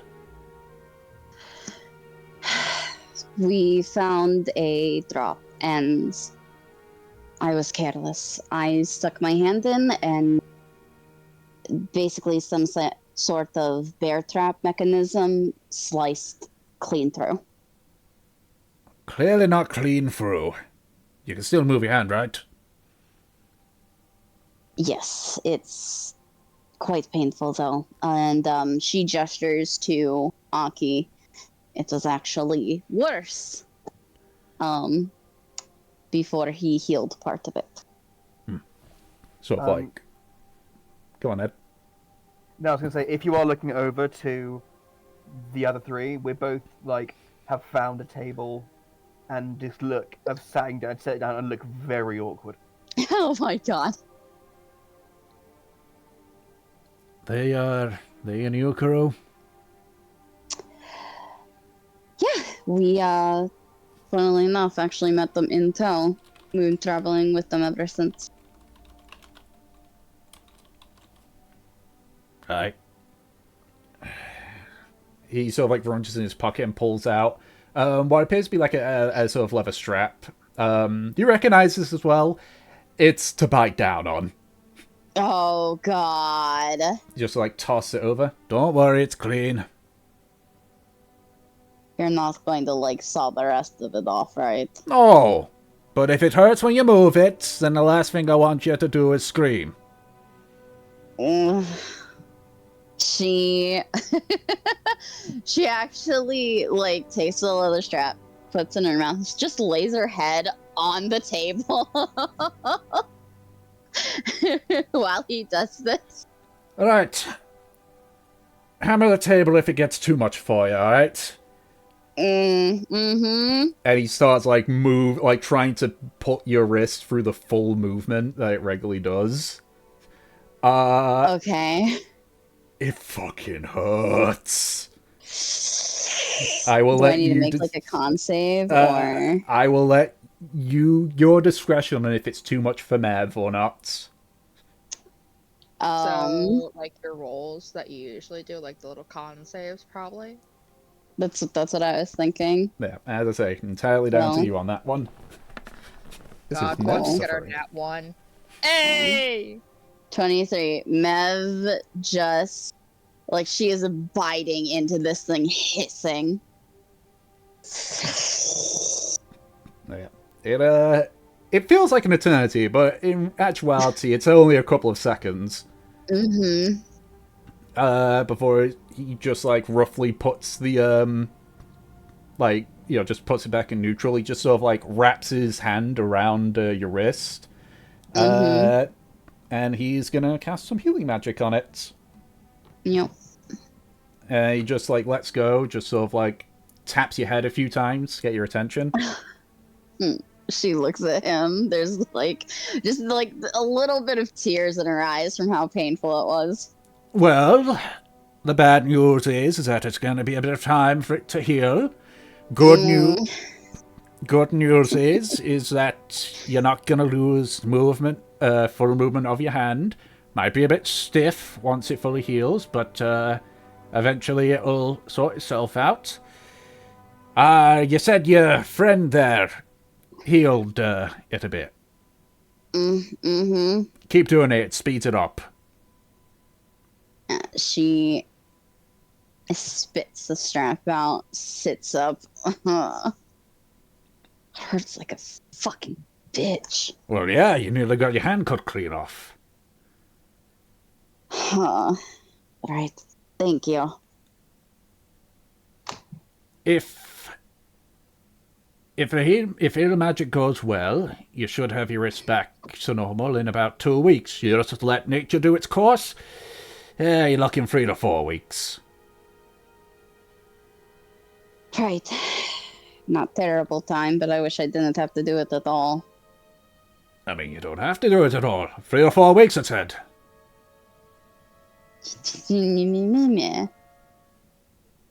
Thank you, Forrest. It's my job. She, oh man, they don't have any bandages. Fucking. I would say Forrest sort of looks around and he's just like, pulls out his satchel, and just like pulls out a few of his like some of his medicine kit, and just like roughly grabs your arm, pulls it onto the table again, just starts wrapping it up. He's so nice. Yeah. I mean, Yep. You can see in the description. Fucking Mev just I know the thought in her head is fucking I miss Milbrin. So that said, despite how rough he is he does like delicately check to make sure the bandages are on properly. Yeah. But he just like lets go. It's like, should do ya. About a week from now, won't need the bandages no more unless you want them on there. All right. Sounds good.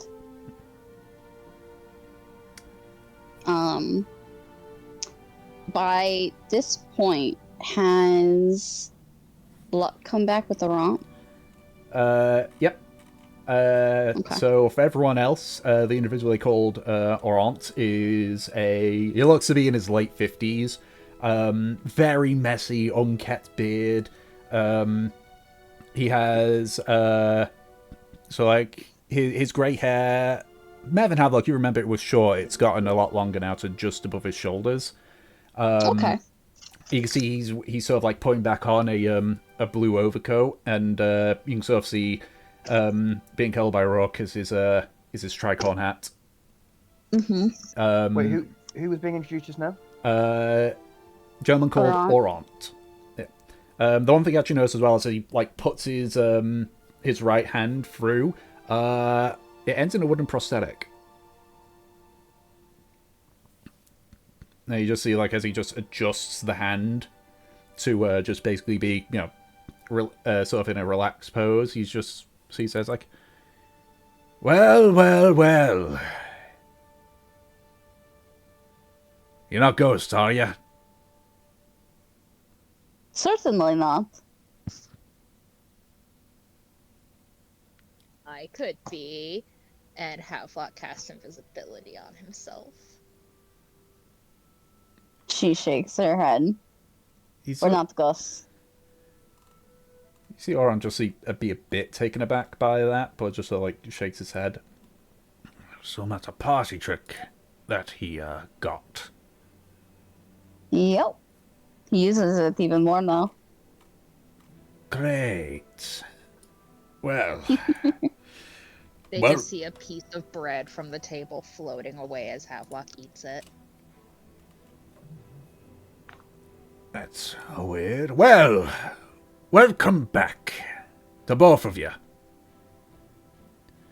She smiles at him. It's good to see you again. Good to see you too. And those three yours? So like points over to Firkin, Ling, and I almost said Trough now because Ed switched over to him and Aki.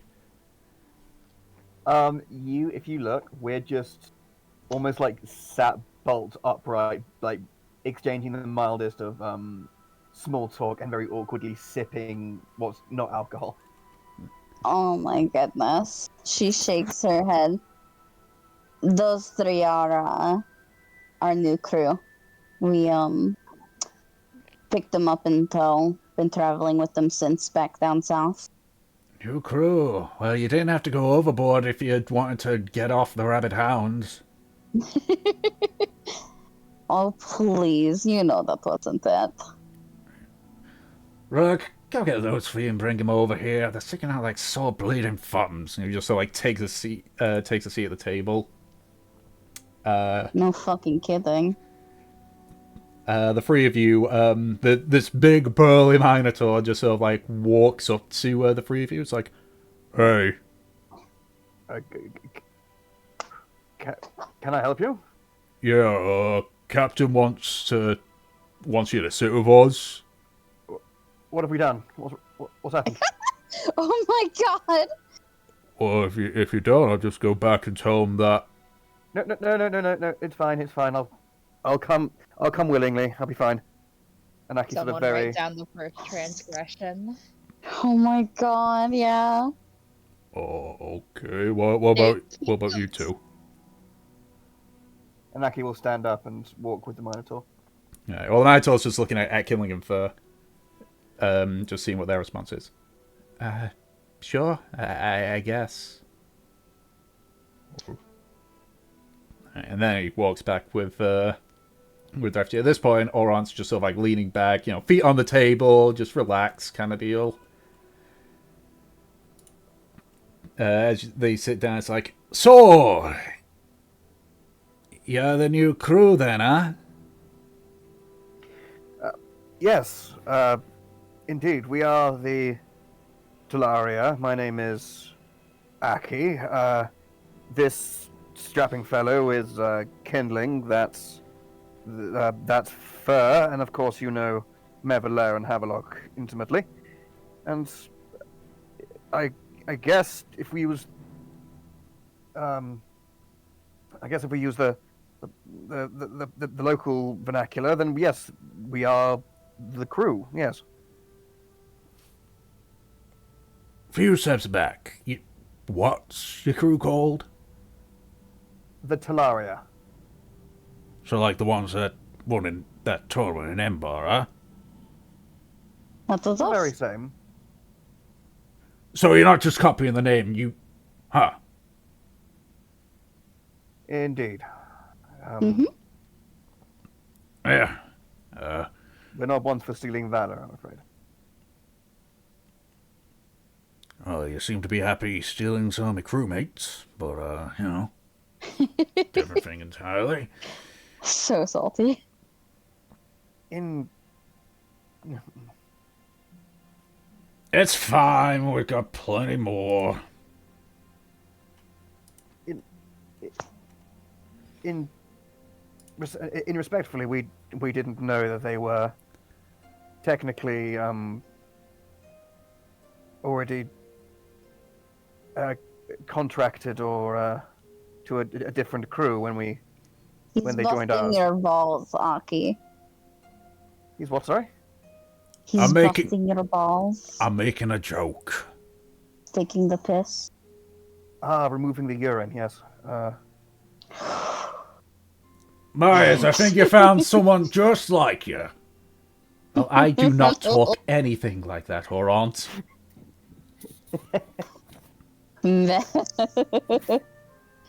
Oh God. Yeah. So Aki says, yeah. Yes. And I'm sure.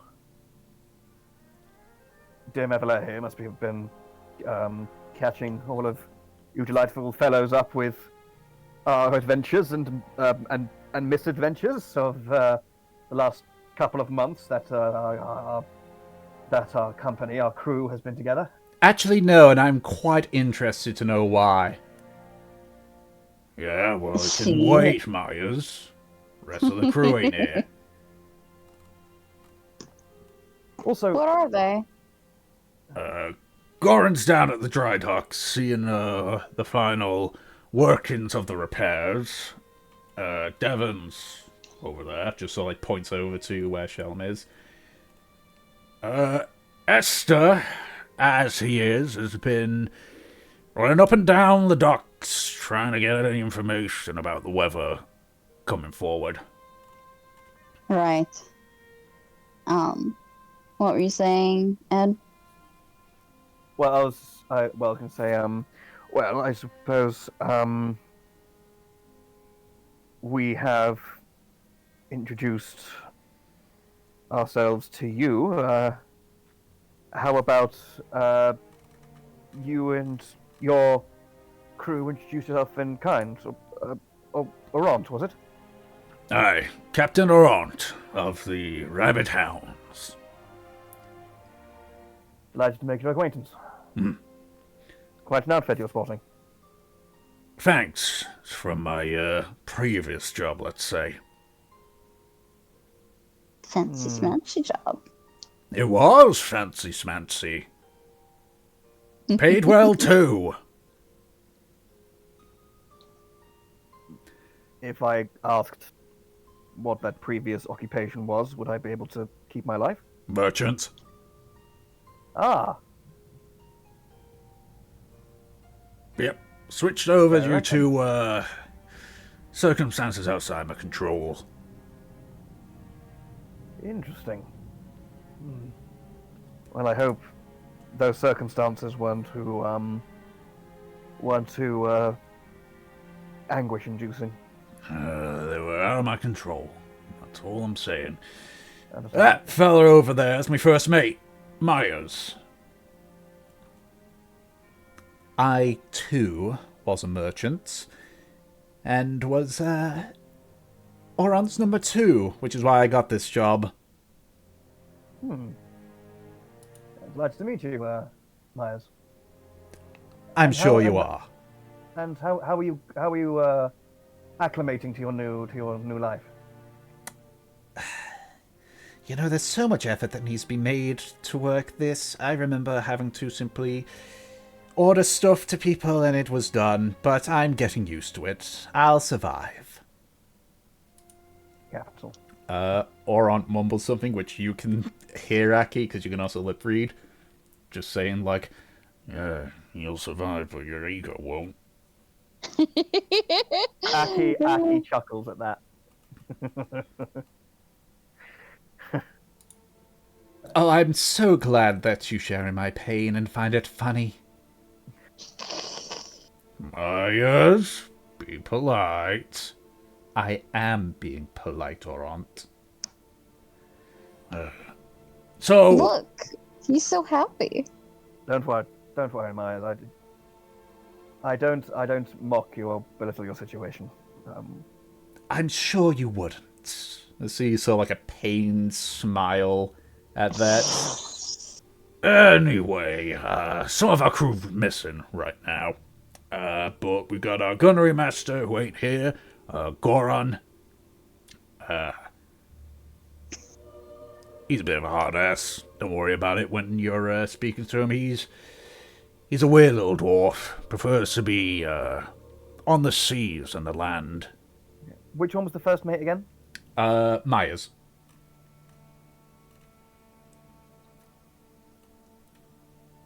Okay, I'm just making sure I've got all this in my notes because this is a lot of lore all of a sudden. Yep.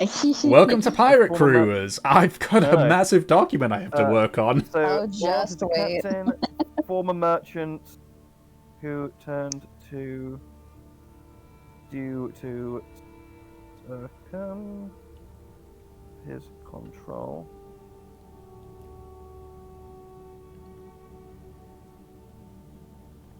Okay, and then who else did he mention? So the one they just mentioned now was the gunnery master called Goran. Goran. Goran, yeah. Yep. He's a dwarf, but he appears to dislike being on land. Prefers to be on the sea. And according to Oront, is a bit of a hard ass. And he's not here. He's not here at the moment.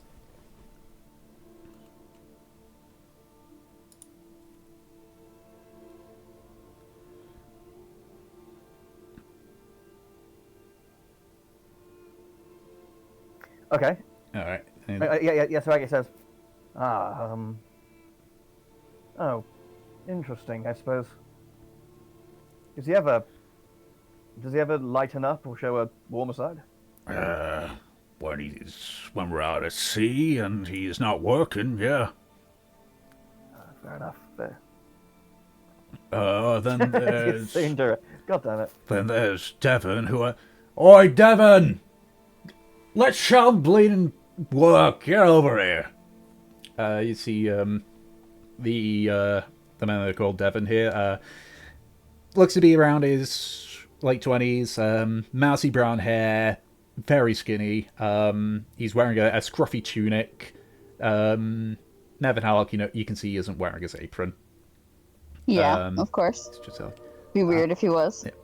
hey, boss. What's up? Just introducing us to Mevin Havlock's new crew.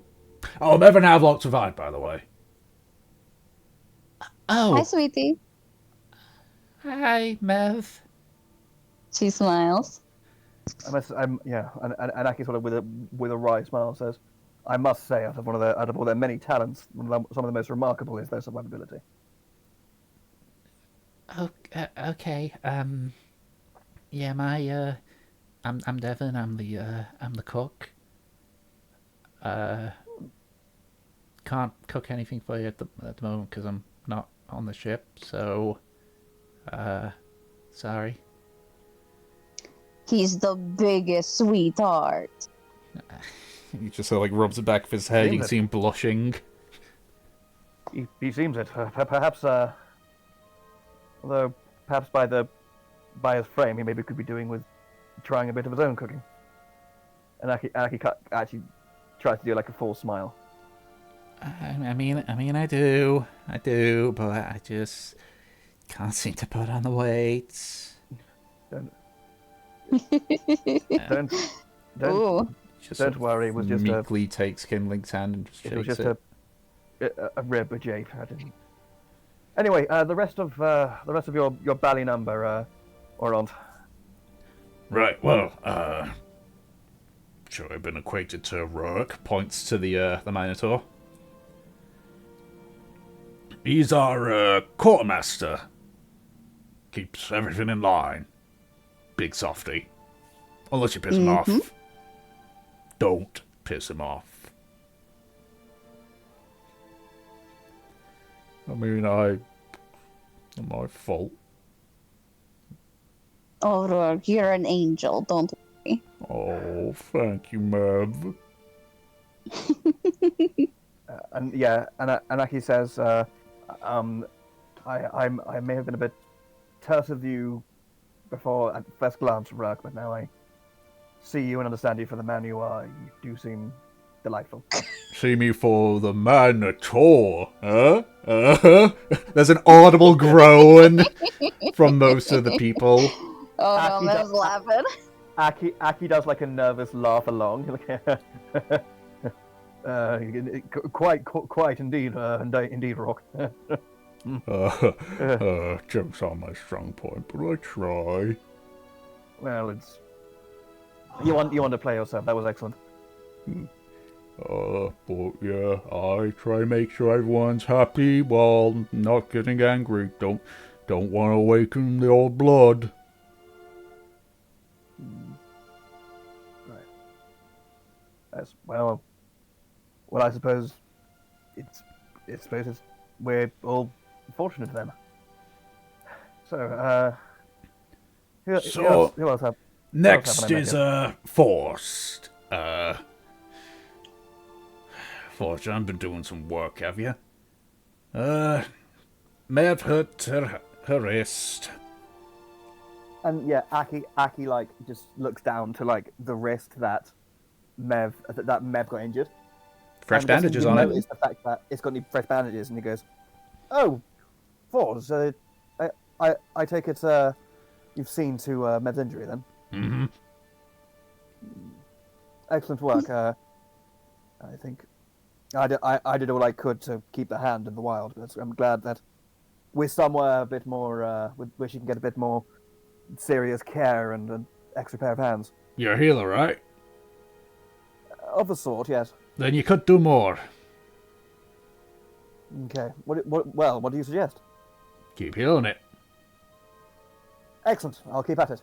I'll give it a good dose of magic every day or so. Probably And make change it the go. bandages, obviously. It'd probably make it go even faster then. Depending on how well your magic works. Could be done in a week and a half, maybe. Depends. Is he a good healer? Just says that towards you, Mev. He's decent. I don't think he's as calculated as you, though. Actually, Aki says, wait, Mev, how is the hand? They must have, it was aggravated when he was applying the new bandages. Oh, it fucking was miserable. He twisted it all around, and oh my god. Honestly, at that point, I was thinking, man, maybe I should have just had this hacked off. I mean, I could do that if you want. No, thank you. You sure?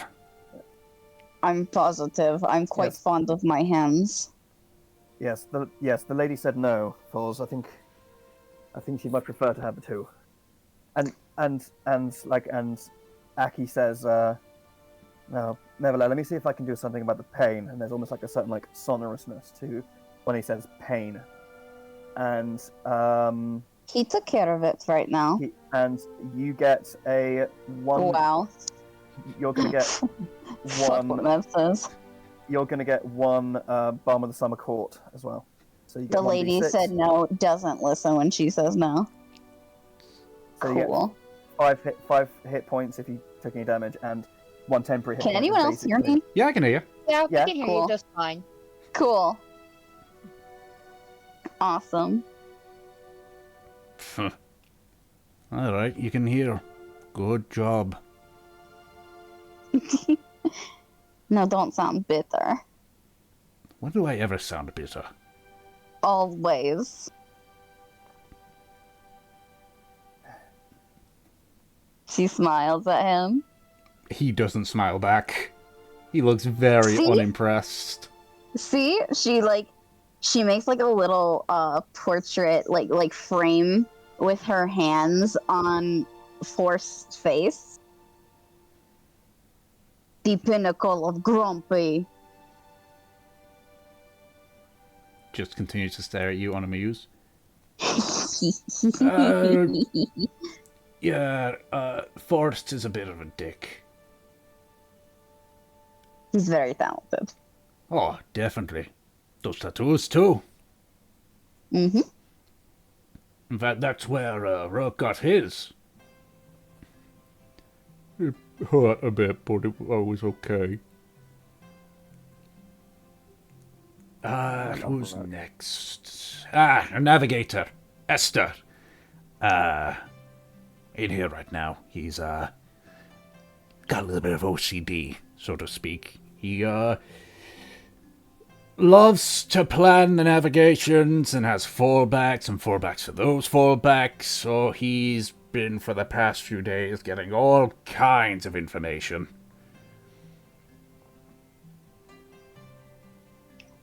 I'm sure he'll meet him eventually. He might be sleeping out on the docks for all I know. He's Hopefully, basically a planner on crack. Hopefully, although I fear he may struggle with essentially figuring out which of his multitude of plans is the correct one to take. Like you. Well, yes, like me, indeed. And finally we've got Luck here. So in the case of the Goliath. He's a carpenter. He's had a rough upbringing. It's far within my right to say. Well, Luke, I hope you're experiencing happier times now. Oh, definitely, definitely. I mean, it's not been very happy when the ship was taken on water. I had to spend a lot of time trying to plug it up and re-plug it up and plug it up again. It was a lot of work, but I did it. Kinda. Well, Still needed plugging it up. That's why it's in the dry dock. well, if the storm that has been insinuated was as tempestuous as it was, you must have done a phenomenal job to make it all the way down here from tow. Oh yeah, hold below the waterline and everything. It was it was pretty bad. Well, seems like well, Laurent, it seems like you've got a pretty decent crew on your hands here. Hey, You'll be proud of you boys. of course I am. Everyone survived by some miracle. Had to completely scupper our plans. Wanted to get ahead of the Third Fleet. Had to stick behind them instead. At least They it's didn't. something better than meeting them. No, to be honest, we were thinking of stopping at Portmore. We weren't in a good spot. Let's just put it that way. But we got lucky. A Jahanian ship actually gave us a bit of a helping hand. Used some of their yeah. Fortunately, I owe the guy now, so I've had to invite him to marry LeBerry. You invited the Jurahanian He ain't to marry LeBerry. official. In fact, he's kind of gone rogue. He's, well, when I say he's Johanian, he's from Galaro. But you know what it's like there. One and the same. He, actually had a business proposition for, the crew. Oh, I say a crew, for Mary LeBerry, for the crow's nest lot. Do you know what it was? Aye! You know those fancy, they're like muskets, but they're different. So Myers, what some was type of it? gun. It was... They offered us, and the pirates in general, basically they want to expand on their Celestine wares.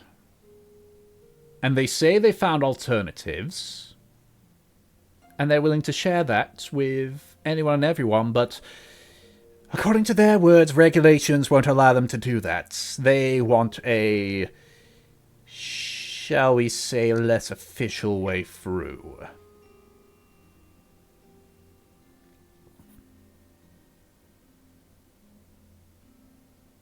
So these fucking Jirahanians are coming in looking for pirates over here because the Republic won't let them sell their goods. It's more the Kingdom of Jurahan would let them sell their goods.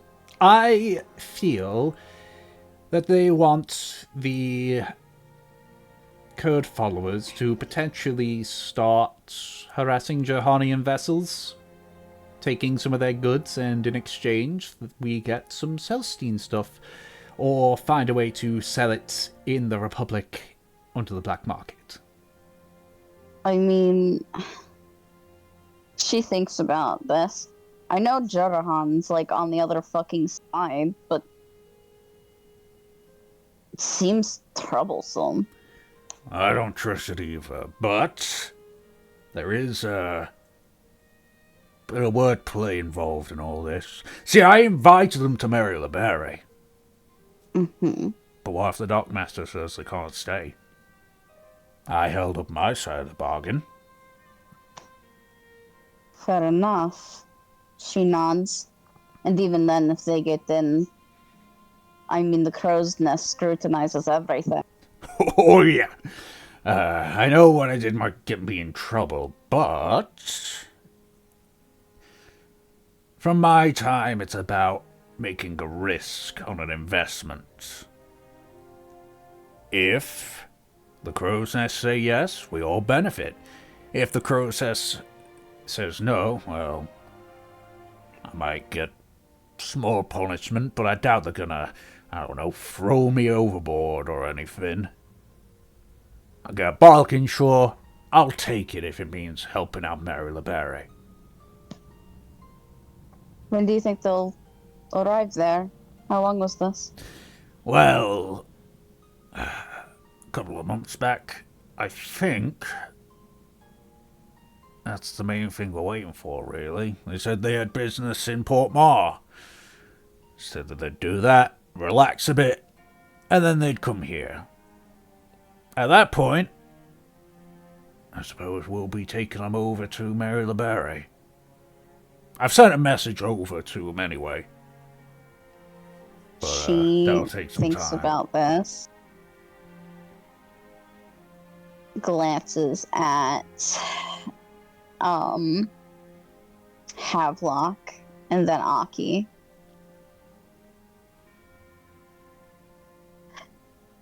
Do you have an estimation of when they might show up here? Not a clue. Won't be able to set off for about another 2 weeks minimum anyway.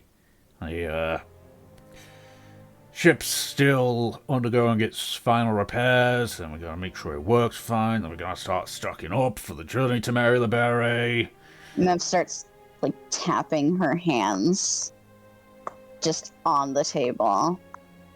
Her nails click against it. Some of the Madam Ev. Just thinking logistics. I mean, look, if there's anything that you want to do with us, because you might not be crew anymore, but still, to me, part of the Hounds. If you need something for us, like something to do with Mary LeBere, well, yeah, sure, I told them I'd get them to Mary LeBere. But they never said when they wanted to arrive there either, so I'm fine waiting. Do you have any updates on whether certain ships might be in the waters? Like ahead of us, or? Like she thinks. She's thinking of like how to word this. If I were to ask you where the husk or the needle is, do you think you could tell me? I mean, I can always send another message over to him. It's gonna take some time for it to, get there and back on, what ship's currently docked there. And tons are nearby. The jet streams are nearby. Always around here. Yeah, she nods. But, the needle? Last I saw it is when we, set off from here last year. Haven't seen her she since. nods.